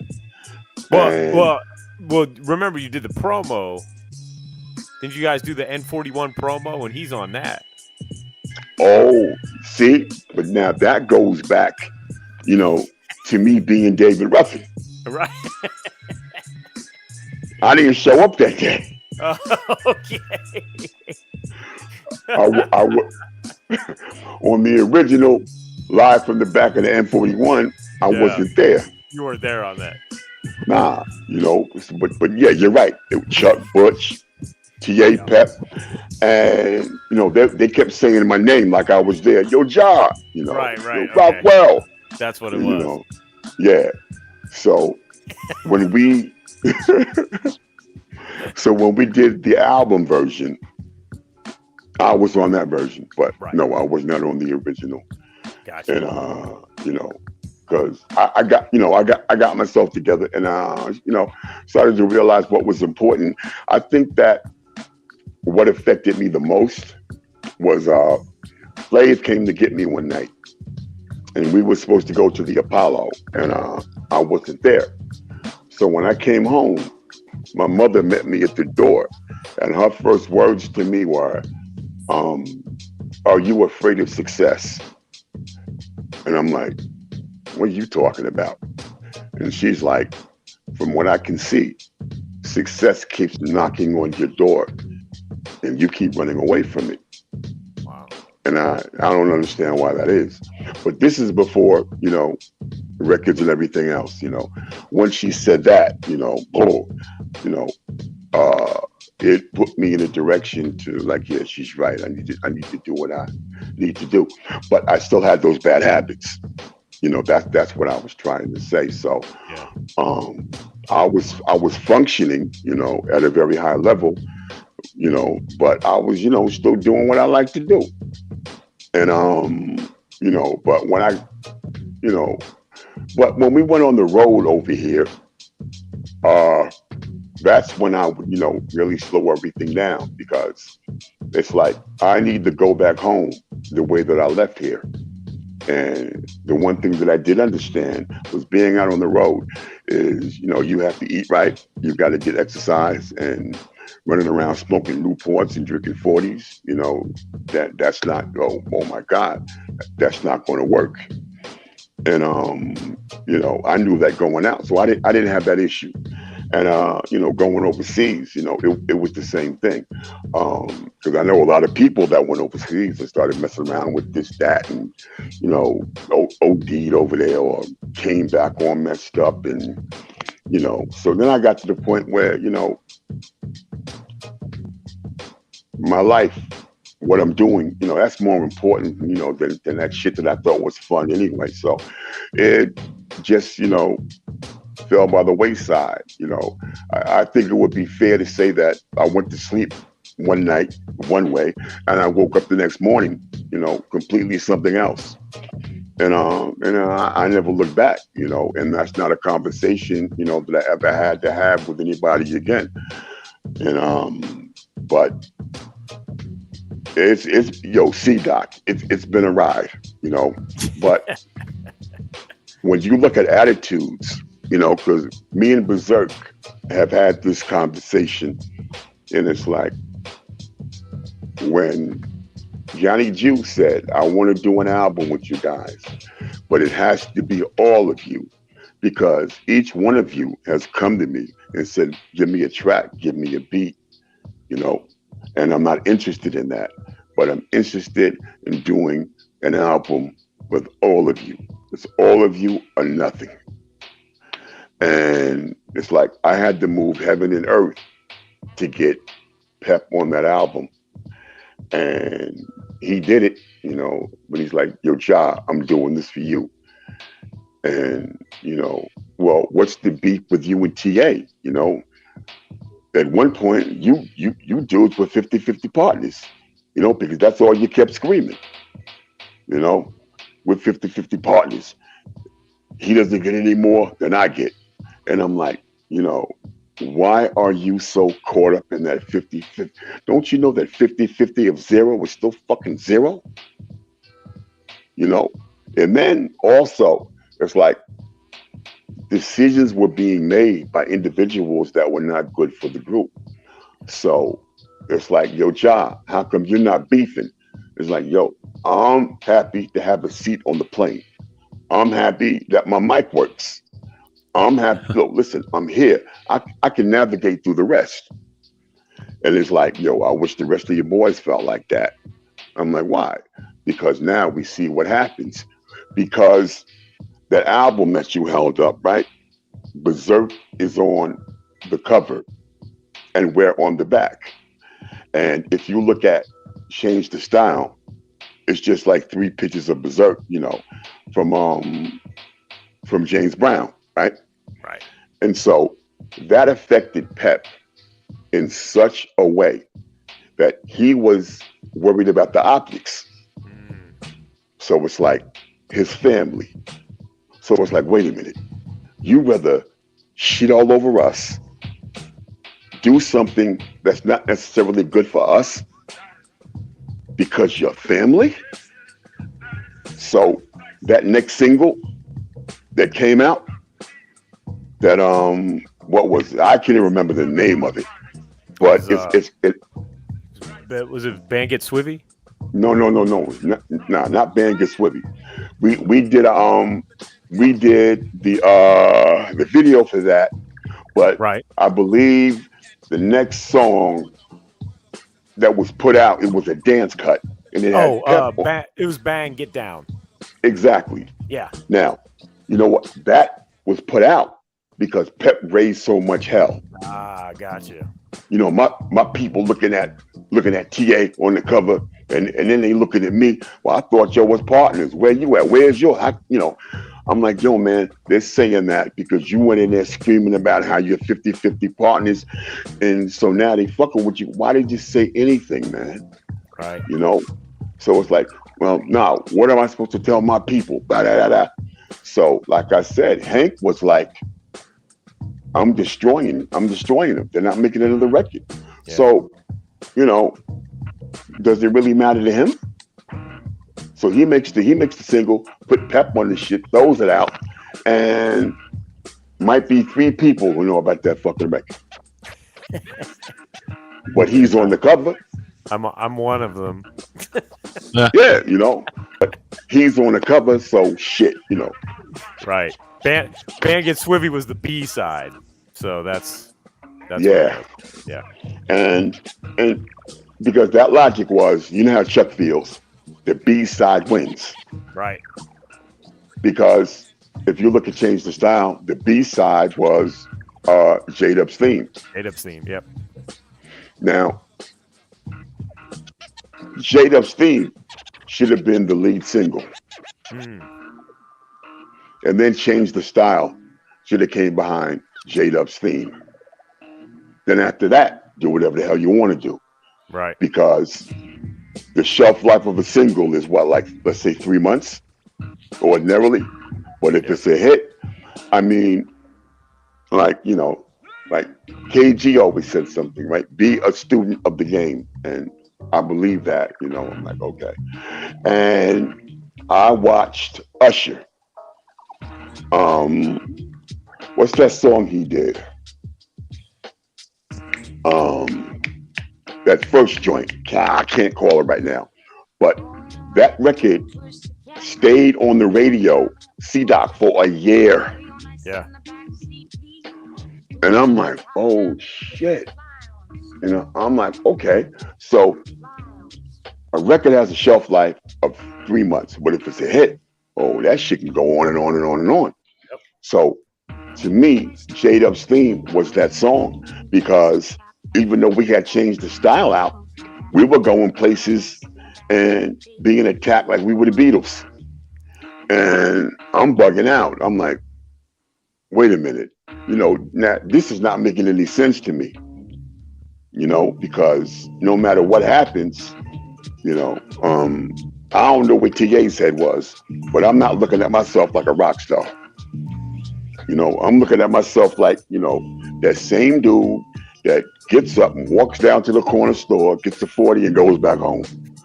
I'm that same cat that went to the Grammy Awards and took a limousine back to the crib, and walked in and wait a minute. Now, I was just at the Grammy Awards, right? I was just 5 feet away from Michael Jackson. Now, I'm back in Freeport, sitting in my bedroom. Now, that was very sobering to me. Mm-hmm. And it was reality in a sense to, you know what? My career could be over as quickly as this night at the Grammys was over. And I never forgot that. So being in those situations where, like in Pittsburgh, they had to call the state police to get us into this place. And I'm like, wait a minute, man. No, this shit does not compute. And it's like, listen, each man touch a man. And when we start moving, whatever you do, don't stop. If whatever you lose, whatever they grab, they have it. Just keep going. And that's how we had to get in. I'm like, oh my God. And then, there were times when we were on stage and, we just started the show. We did not even get to J-Dub's theme yet. They ripped security out of the way, jumped on stage, and we had to run off the stage. So I'm like, what the hell's going on, man? So it's starting to, wait a minute, we're not those regular cats anymore. My mother, still calls me by the name she gave me, but if my mother could see this, it would terrify her, and I'm like, wow. So I'm like, okay, but did I lose perspective at times? Yeah, I probably did. It was hard not to, but it was also a fight, to stay grounded.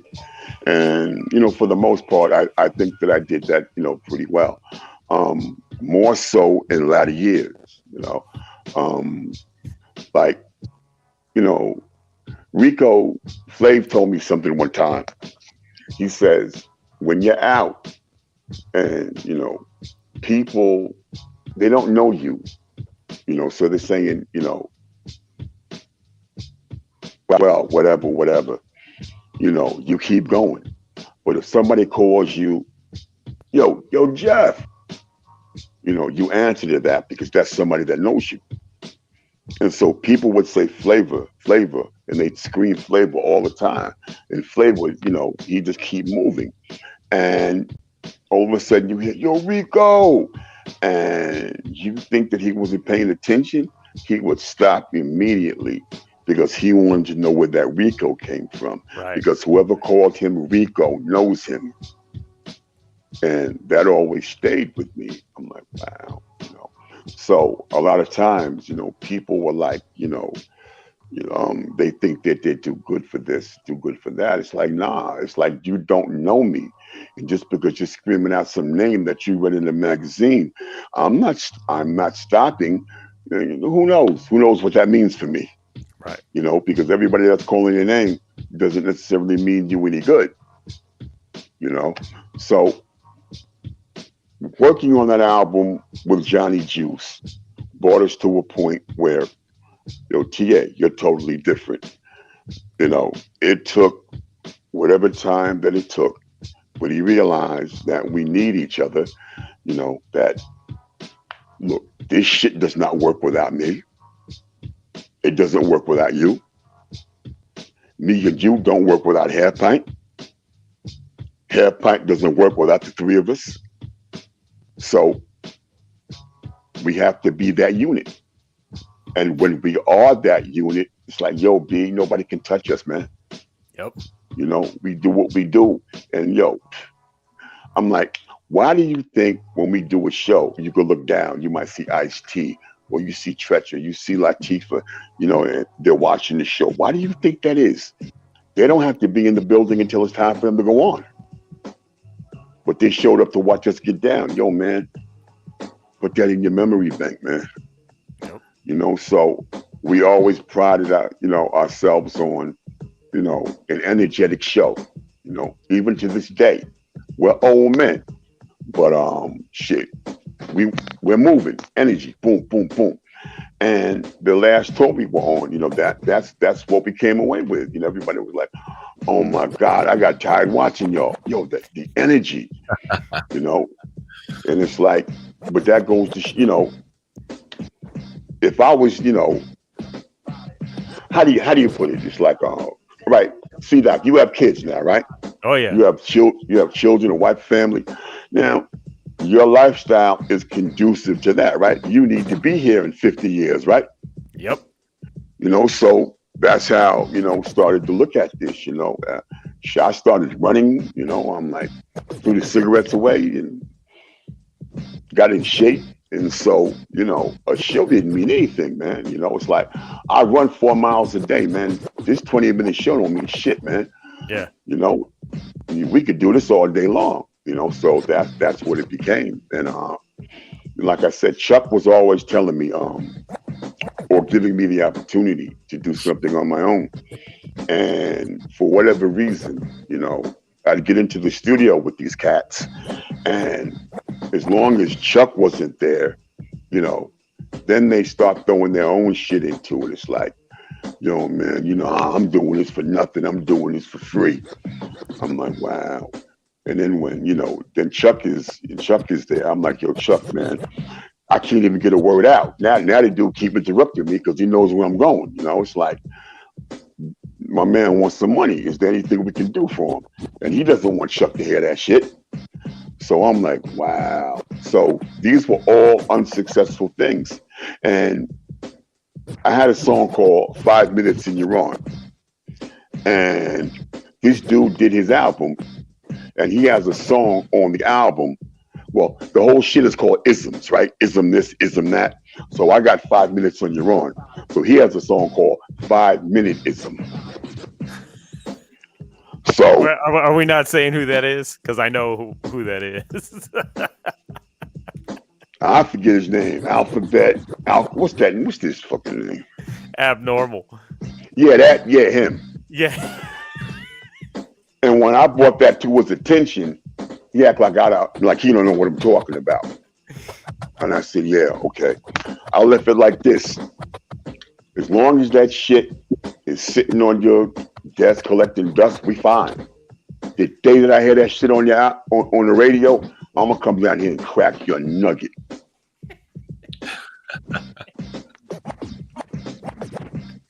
Because there was no reason for that.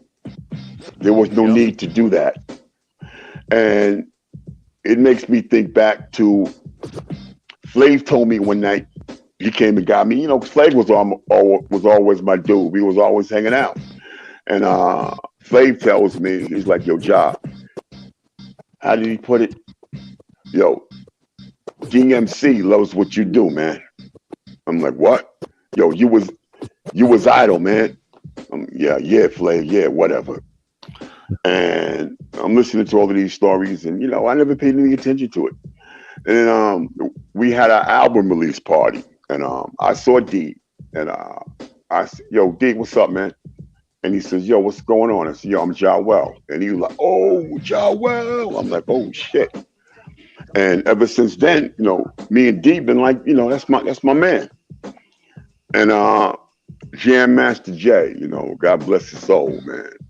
I walked up to Jay and I said, yo, what's up, Jay? And yo, these dudes, man, it's like, can you imagine how many people approach these cats? And so in that moment, I'm another one of them dudes. So Jay looks at me and says, who the fuck are you? And I got real humble. I'm like, you know, I'm almost whispering now, right? Like, my name is Jawel. He's like, Jawel? Oh, nigga, I know you. I was like, oh, man. I'm like, now we cool, right? So it's like, Jawel, nigga, I know you. Yo, man, da. Yo, man, go in there and find DMC, man. Yo. I'm like, wow. So the only one that I never really had any run-in with was Run. And from what they told me about, his personality and things, that was probably for the best. I'll say that much. But after that, Jay and DMC, then it started to hit me how much these cats were paying attention to us before we even had wax. Yeah. And then I was like, if we would have had the initiative, it's like, I did this and we did that. But if I would have had the initiative to attack these record labels, it would have been totally different. But I think that we were suppressed because of how dope we were. And I think that other groups took us and listened to us and fed off of us, because I wrote a song called Escape. I'm not saying that Houdini took the shit, but that chorus sounds awful familiar. Wow. And I wrote the song Escape. Escape. I'm like, and then I heard that shit on the radio. I was like, wow. And this is probably the first time that I'm talking about it where, anybody outside of my circle will hear it. But if anybody could hear Townhouse 3 material, they would know exactly what the fuck I'm talking about. Mm-hmm. Because, like I said, I'm not going to say that they took it, but it's the biggest fucking coincidence in the world. To be that close, I'm like, yeah, okay. But I took it as a compliment, I'm like, yo, we're on to something, you know. And, because Chuck used to always tell me that, it's like, I came up with something, it didn't rhyme, right? And the way that it works is if you're listening to something, it's going to take you a minute. If I do it correctly, you're going to stop it. Wait a minute, I don't think he's rhyming. And then you're going to rewind it. You're not going to catch it off the top, because your brain is, it's conditioned, for a pattern. And the pattern is it's in the pocket. It's to the beat. So it's not disrupting you. But wait a minute, no. And then it just didn't rhyme. And Chuck was like, yo, Ja, man. Yo. And then it got to a point, and this was years later, it's like, I think we're ready to record you now. And this is what I mean about suppression. And I'm not saying that it was done on purpose, especially, by Chuck. I would never say that about Chuck, because who the fuck does Chuck need to suppress? Right. But it was just like, coming from Hank's side, basically, it's like, if you look at TV shows, right? Do you know why I'll never get a TV show? Because they can't control me. So if I was to, sign to a record label, I'd be another cat that you can't control. And I'm probably never going to release an album, because I'm not going to let you tell me what the fuck I can put out and what I can't put out. If I want to say, fuck you, fuck that, this one, that, and the third, then that's what I'm going to do. But if you want to direct me to niggas and hoes and bitches and guns, nah, I'm not doing that. And if that's what I got to do to be successful, I'll go get a job pushing a mop, man. But that's who I am now. So if you look at like Nas, right, and Big Daddy Kane, and let's say Melly Mel, me, Berserk, whatever. I mean, it's not that we can't do it anymore. because we're still viable. You know, you could put us on stage with any of them, young this, young that, little this, little that, and we'll eat them fucking cats alive. But the thing is, we are not good business decision. You know, we're not a good business decision because you can't make us do what you can make a 16 or 17-year-old do, right? Yep. And so they're not looking for talent. They're looking for bits and flashes of talent. If you can write a song about a dance, yo, give me that. And if you got some gang ties, that's even better. And sign this shit here. And Leo Cohen, that devil, with that 360 deal. What, he's not, come on, man. He gets a gas face. Leo gets a gas face. That's right. Leo Cohen does get the gas face. Yo, how can you, come on. Yo, Leo Cohen told me, he said, do you have money? He wouldn't even let me answer the question, right? You have money? He said, nah, just fuck that. I got fuck you money. You know what that is? Nah, tell me. Fuck you money is fuck you. I don't even have to speak to you. Fuck you. And that was in 1991. Shit, if he had fuck you money then, he's sleeping on a fucking mountain of money now. Yep. You know, his own island type of money. So why would he, and how could it possibly benefit him to come up with that fucking 360 deal? He's making money for board members, stockholders. Yeah. It's another way to fuck young black youth. Yep. And he didn't need to do it. Yep.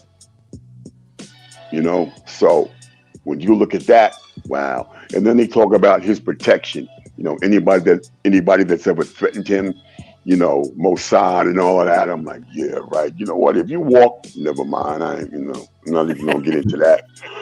But I mean, you know, he walks around here, and for whatever reason, you know, he's untouchable to cats, and you know, I respect that because you're never supposed to, you know, try to solve a problem with violence, right? Yes. Yeah, but that fucking 360 deal is violence, you know, because these kids, like, you know, this knot, it's like, you know what, that knot borrowed money, you got to pay every bit of it back. You know, there was a time, and because Hank even tried to do this, Hank tried to recoup from us from tours, and my lawyer said no, and then management said no. You know, if you're going to recoup, you recoup from record sales and record sales only, because the money that these guys make on the road is the only income that they will see. You know, because no matter what we sell, I don't give a damn.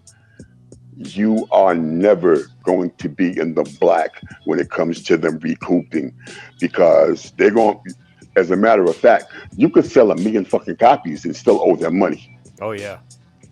You know, because they recoup every corner, you know, and it's like we were able to keep the monies that we got from, you know, going on the road.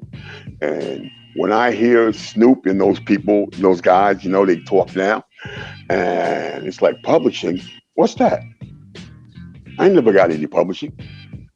You know, I'm like, yo, dude, pat yourself on the back, man, because we got to be one of the few groups that came out of this shit getting at least half of our publishing from the gate. Yep. You know, that's not heard of. You know, now the record label also had 2 sets of paperwork, because I would get my royalties, and then sometime later I saw another statement. I'm like, well, wait a minute, this is Hank's statement. I got paid for, you know, let's say I got paid for less songs than I wrote. but that's not what my paperwork said. I'm like, oh my goodness, and all I could do was laugh at the hustle, because I'm like, wow, because at the end of the day, everybody that was mad at Hank, and they couldn't understand the way that I looked at it. Like we were in LA and I saw G Wiz, I saw Gary, and I said, yo, man, I owe it all to Hank, man, and he was like, what? Why do you say that? I'm like, if it wasn't for Hank, I wouldn't be here. No matter what he did or what you say about him, if it was not for that man, I would not be standing here right now. Yeah. So, what the hell am I going to be pissed off about? How many groups come into this shit one and done? And we were one and done for a while. Yeah.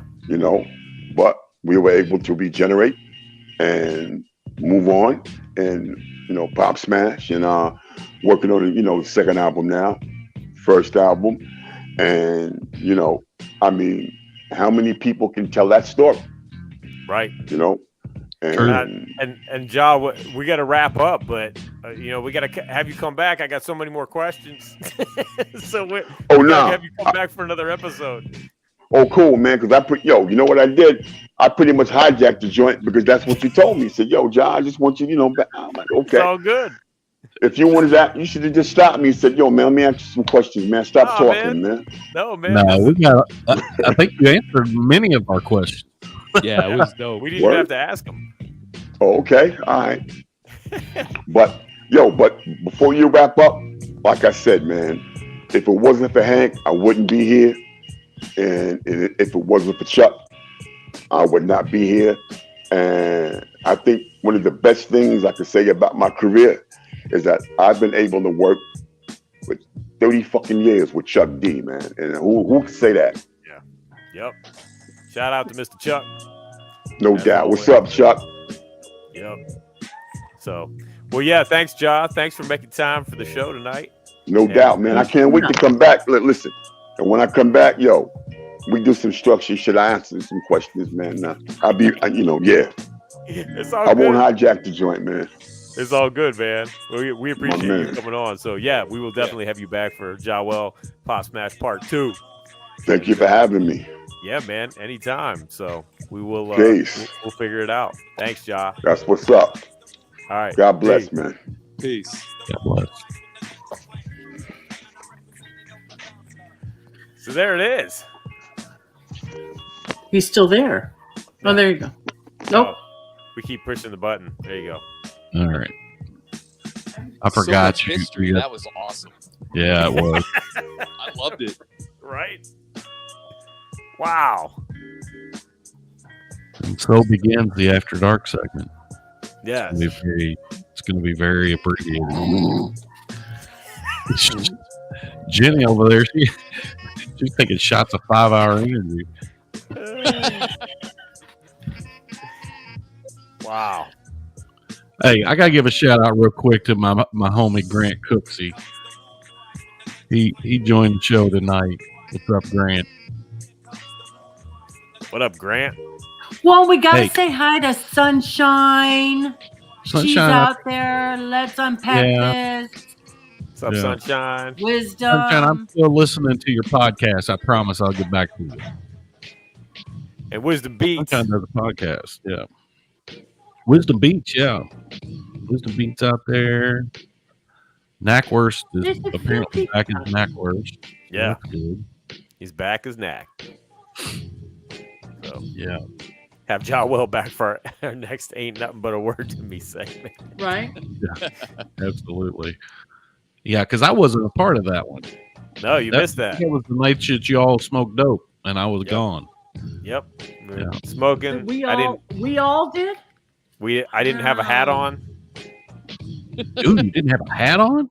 Nope. Didn't wear a hat that day. It was absolute madness and mayhem. Yep. Insanity. Sunshine, I gotta give a shout out. Sunshine, she wanted me to listen to her podcast because I do that shit for work. And I said, well, what's it about? And she said, well, it's got murder and whatever. And I just wrote her back. I was like, oh, anything murdery, I'm down. So I can't wait to listen to this. Yeah, dude, I love murder. She's still talking about the word murdery. Yeah, that was really funny. It's murdery. It's murdery, man. So wait, her podcast is about murdery stuff? Yeah, murdery stuff.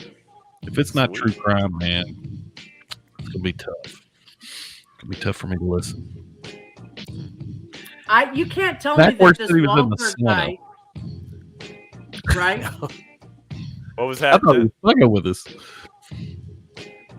You can't. I think Walter is Walt that he was talking about.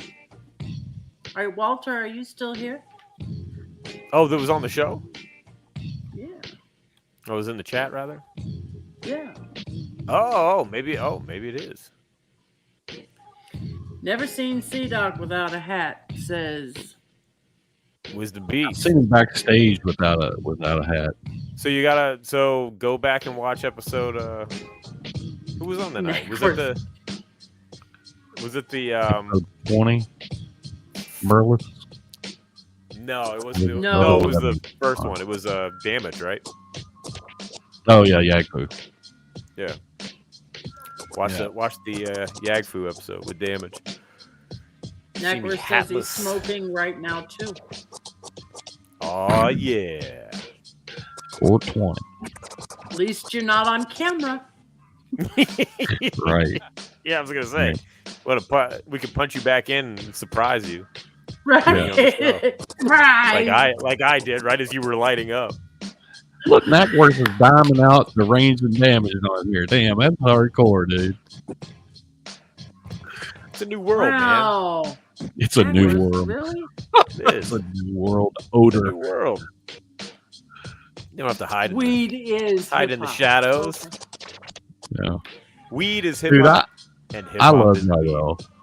What? I love Jawel. Jawel is a dope dude.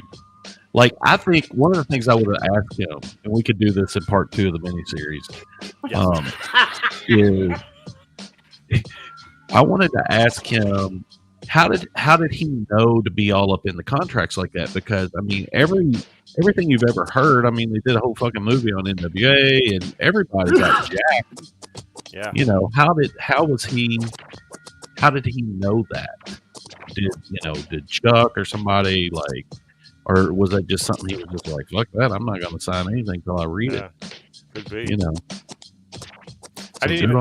There were so many questions. Like, I didn't get to ask about, how the Bomb Squad gave away some of the beats to Ice Cube and, all that stuff. But, of course, he may not be. We'll ask Ice Cube. He'll be on here next week. Yeah, we'll do that. I'm telling y'all, I'm going to get motherfucking Cube on here. Damn it. I'm gonna get Cube on here. I don't know how, but okay. Jenny knows him. Jenny probably knows him from way back. Yay! What up? Shout out to M-Rock for dropping some Ghetto Bird. I had to comment about that, man. That was mixed great. it with some Chill Rob, bringing the East and West together. You know what I mean? Yep. That was a beautiful thing. You played a beat earlier, and I'm like, I know what it is, and I'm kicking myself because I cannot remember. It's driving me nuts. Oh man, you have to go back and watch the show. Yeah, I'd have to go back. I'll think of it. Schedule a half day off. Go back and watch. Yeah, so I can watch our show. You inspired me the other day. I was listening to King T. Dude played like a piano. With Breeze. I was just watching Soren Baker's interview with Breeze. North. Yeah. Break North. Is it time for the cipher yet? Oh yeah. Oh yeah. Yeah. When are we doing our battle? I don't know. When are we doing the battle? Yeah. We got to do a battle. M-Rock got the beats. Not gonna happen. No, I can't spit over that. Got the beats. I told you if we do that, Daddy-O's right in mine, so. Right. Oh, that's bullshit. You can't have a ghostwriter. Get the ringer. Why not? Why? Why not? No, it's not. Knack works That's like. not Oh, what- excuse me. Wow. Good. That's a good track. I wouldn't expect him to pull that one out. Ah, thank you, Knack. Right. Appreciate that. Yeah. You would After think I all had these bars. years. Yeah. Problem is, Jenny was a lot working at of a the radio words- station before they had radio. a lot of the yeah, because I'm that old. Yeah, a lot of those years from way back then don't remember 'em. That's the problem. Jenny, I gotta tell you, your hair is on point tonight. Like, it looks really good. Why, thank you, sir. But we need to give Jen her hair shine. There it is. There it is. Look at that. Finally coif. There it is. All she's missing is Coif. all she's missing is a damp what the fuck, bathrobe. Dude, that story was fantastic. Ew. The chick knew what she was doing. She's like, "Oh, come in, guy. Oh, sorry. Put the pizza over there." Sorry. And they're into it. Ew. Bam! These jokers are like, "Damn, we're gonna DP this broad, and we're gonna get a contract." Why, thank you. is Last of the Flow Freakins. Flow freaking. Jenny That got drip. that drip. That drip. She's a problem. I am a problem, a huge problem. You got this Yeah. shirt, right? That says that? I need to be looked out after. Yeah, you need to watch.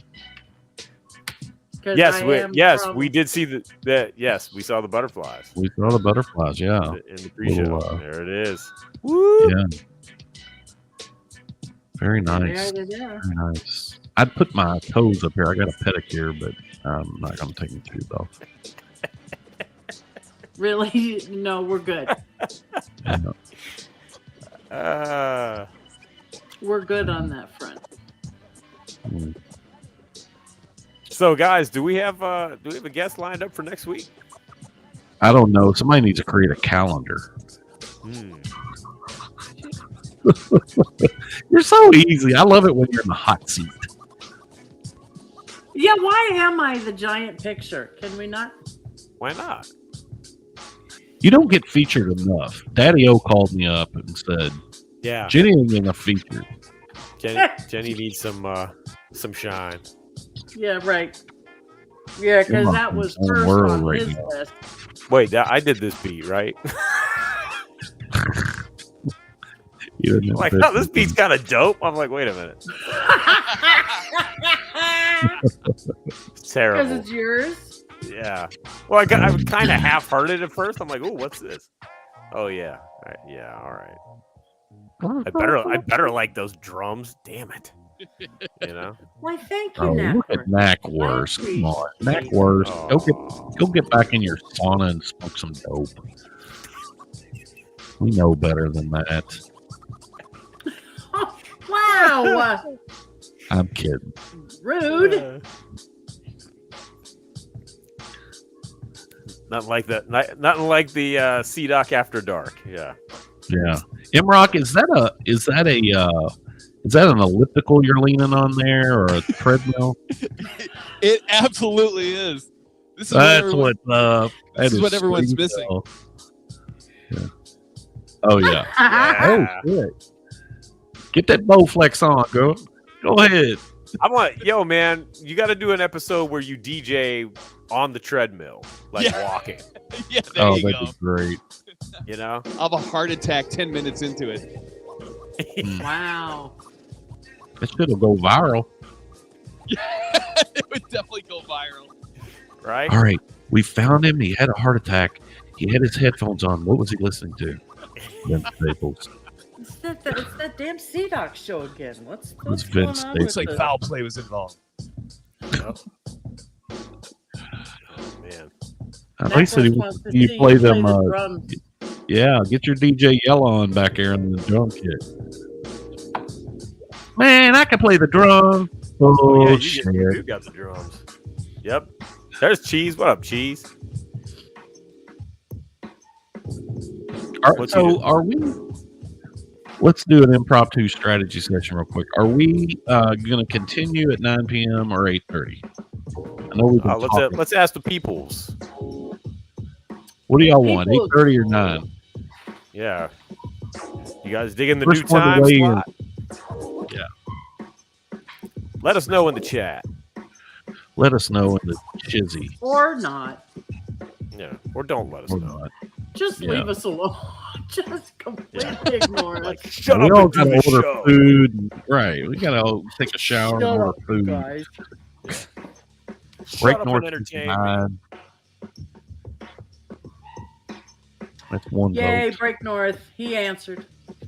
9 On o'clock. that, we're still 9. Man, these motherfuckers don't have kids.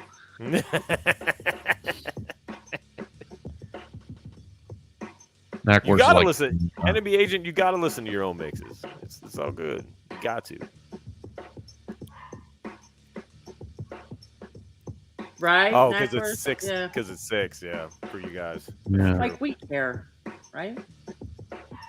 We kind People of in LA don't do shit, man. Y'all just like chill all the fucking time. Do you Yeah, want the even answer in the form of a question? Yes. Of course we do, Chief. So so here's a good question for you, given the Jeopardy reference. Which host do you like better? 5:30 is harsh, bro. Jenny, What? I know you watch Jeopardy What do you want from me? because you're 50. So you definitely watch Jeopardy. What's your favorite host? What? Like currently? Who or who? Who's my? Ooh, Who are my there's choices? two hosts now. There's Ken Jennings and Myanmar Balik. Who? How come, Mayim Bialik. how come, Yeah, how come LeVar Burton didn't stick around? Mayim Why do you think? Bialik. Because they were like, we ain't letting a black dude on Jeopardy. That's bullshit. They had that damn sex crazed pedophile guy that was signed to the contract, and they found out he had all that stuff against him. No, don't get me started. Oh, he was like the executive producer, right? Yeah. Oh, Cheese, Yeah, hey, Cheese, I just got your email. That's good stuff coming, Jenny. See Doc over there multitasking. He's doing work. Gotcha. Good, good stuff coming, Jenny. Gotcha. Yep, you know what that is. Yeah. Even good stuff coming. I saw that everybody on the show but So Chuckified is getting some kind of Stetsasonic shirt. Oh, you weren't on that thread. Oh. You didn't answer, did you? Well, I didn't see it. Y'all were going back and forth. I had to mute that shit, man. I was trying to watch a fishing show. See, I told him it was like, why is he sitting there watching something that's like watching paint dry? She's been busting my balls about fishing. She was like, that's about as boring as watching paint dry. Greg North needs a stat shirt. Spit it out. Find me. Spit it out. You know where to find me. Mm-hmm. So are they And still you can not always allowing go to Canadians? SpitSLAM.com. That's right. Are they still not allowing cursing up there in Canada on those shows, Break North? I'm not digging the behind the scenes. CM, I'm not digging the. This is the TMI portion of the show. Right. Yeah. Or 2MI. Or 2MI, yeah. Why not? But it's really Hip-hop. more like 5MI. 2MI. I need God a stat damn, shirt everyone as with a well. stat shirt. Really? Get it out. Wisdom Beats. Yo, Wisdom Beats, I was listening to one of my favorite Daddy O tracks the other day. Self-destruction. Put Serengeti. my hood to you. Ooh, Serengeti's good. Yep. Produced by Wisdom Beats. Oh, is that right? Yep. Oh, shit. Yeah. What's up, dude? Serengeti's dope. Serengeti is dope. Yeah, he produced it and I mixed it. So Knackwurst, you need a that shirt too. Okay, guys. Is that Legend of Zelda? Huh? Is that Legend of Zelda? You damn right it is. Holy shit, dude! I was like, God damn! I like had a whole moment there. Wait, who made that beat? Filling my hearts up. Who made that beat? Damn Rock.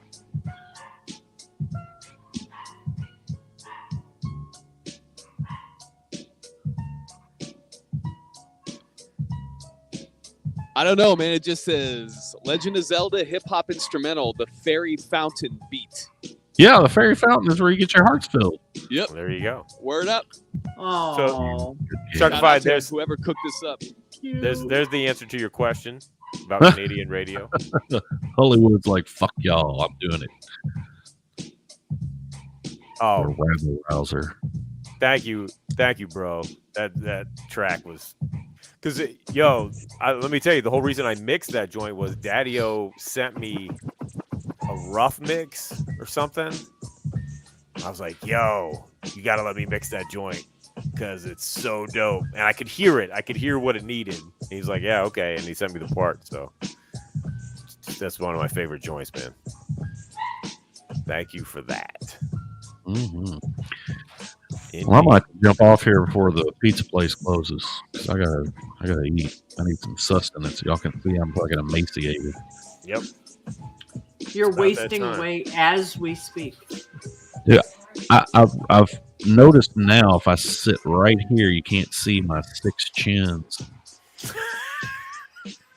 Like if I just block myself with the mic. You have to put the camera up further. Yeah. Get the down angle. Yeah, exactly. Yep. Yeah, but if I hold my head down, oh, look at that, dude. Oh boy. Well, alrighty then. Off that, just that piece. Just that piece. That's what double pepperoni will do for you. There you go. Knackwurst's he's already eating pie out there right now. Came out of the sauna, blade going up. Probably sauna time, smoke a J, grab a za. Yep. Oh, we've had a lot of we need to have a special it's CDOC again, the penal code edition, because we've had quite a few people on here that have either been to jail or are in the midst of nefarious actions that send them to jail. Yeah, we should probably not do that. So, right? No. Yeah, we should pretend like we know nothing about that. Exactly. I don't think we need our episodes of It's CDOC again showing up as evidence against somebody in court. Knackwurst over there tossing salads in the sauna, and he says, "Okay, it's after dark, y'all. Come on." I didn't get to talk for 2 hours. God dang it! Yeah, but... And then Jenny's putting stuff in the private chat. I'm like, that the guests can see the private chat, right? No, they can't. He's worse. Yeah, he can. Yeah. She's like, he's worse than Daddy-O. Like, damn, dude. Put that in here. What's wrong with you? I don't think Ja was looking. So. He wasn't. But we always know that we can bring Ja Well back on, so that's good. Oh yeah. There you go. Yep. Sweet. All right, so it looks like it's 9 p.m. again next week. We don't know who the guest is, right? Because Jenny O'Jenny has not made a calendar. Because I'm falling asleep on the job. We got the calendar. I think it's all. If I recall correctly, it's just all tentatives at this point, right? Mm-hmm. We didn't confirm anybody. Mm-hmm. So, well, actually, I may be able to get. Go shut ahead. up about Ice Cube already. No, I'm getting dubbed feed. Yeah. Okay. Whatever. No, Spit it because out, woman. we're supposed to be moving a day ahead Is that next for week? next week? for Pause K. yes. Is that next week? Last time I checked, yeah. Okay. But it's all up in the air. It's all up in the air. Okay. Give me a it minute. Might I feel be, like we. Go ahead. I was gonna say it might be Wednesday. Well, we could also do this.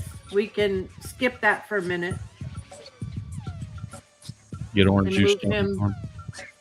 Yeah, get Orange Juice Jones on first. We can have the. And the show was almost off, and I had not made a reference. That's, Yep. Got it in there. And it was killing you. I know. It was. It was Now I got eating murder rap. away at you. I love murder rap. Rock's over there having a Dude, good it's old so time. good.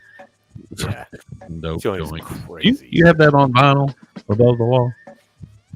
I have that. I got the 12. I got that 12-inch, and then the.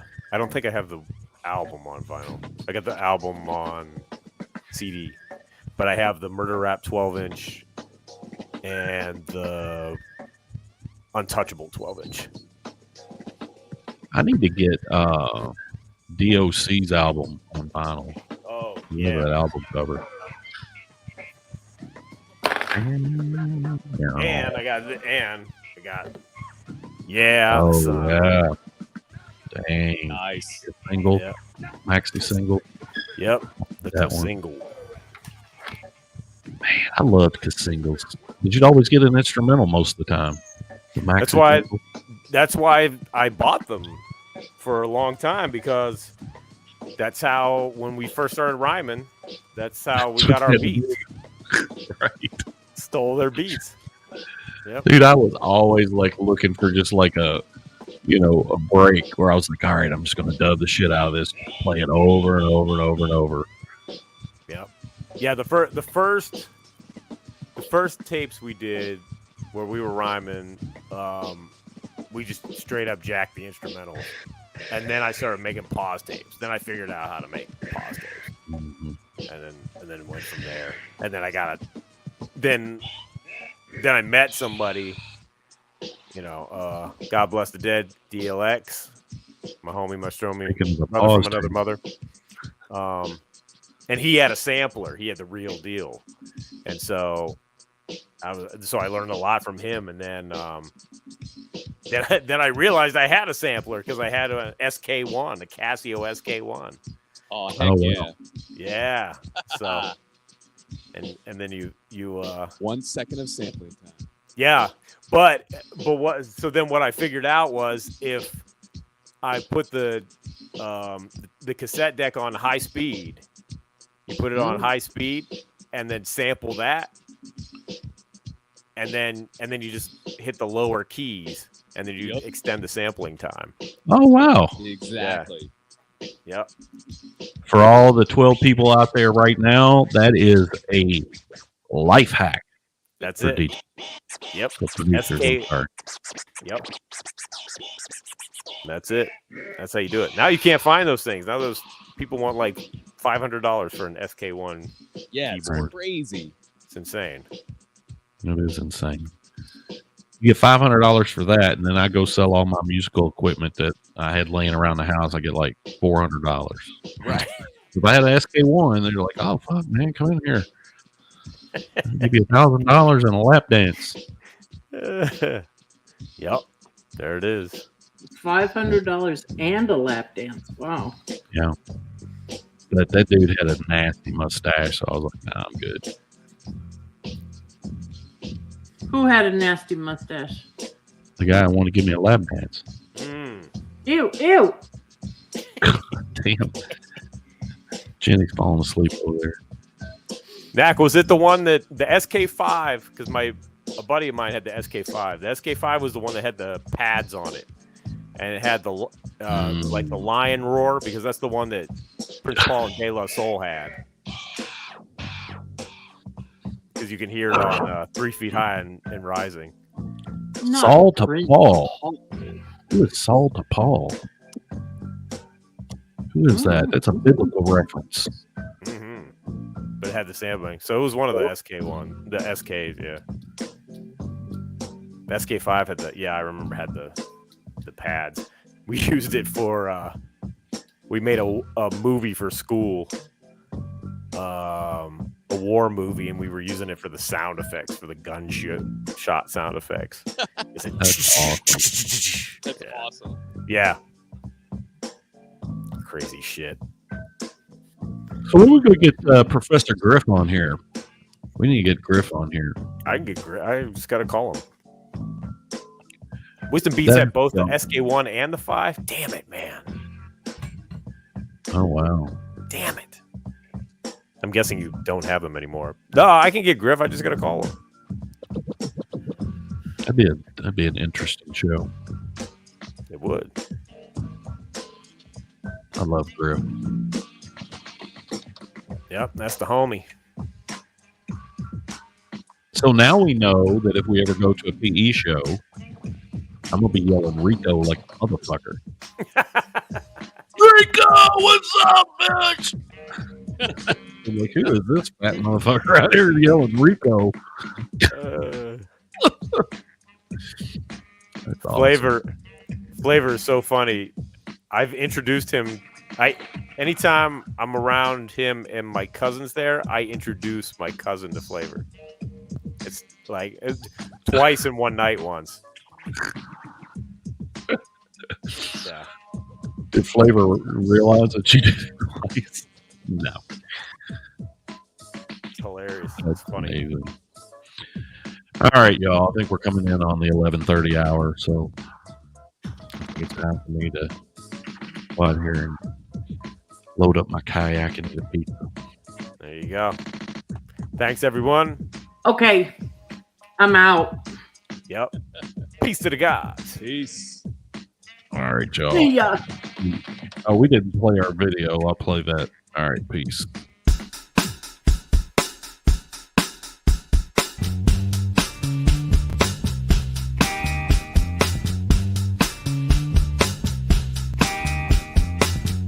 It's C.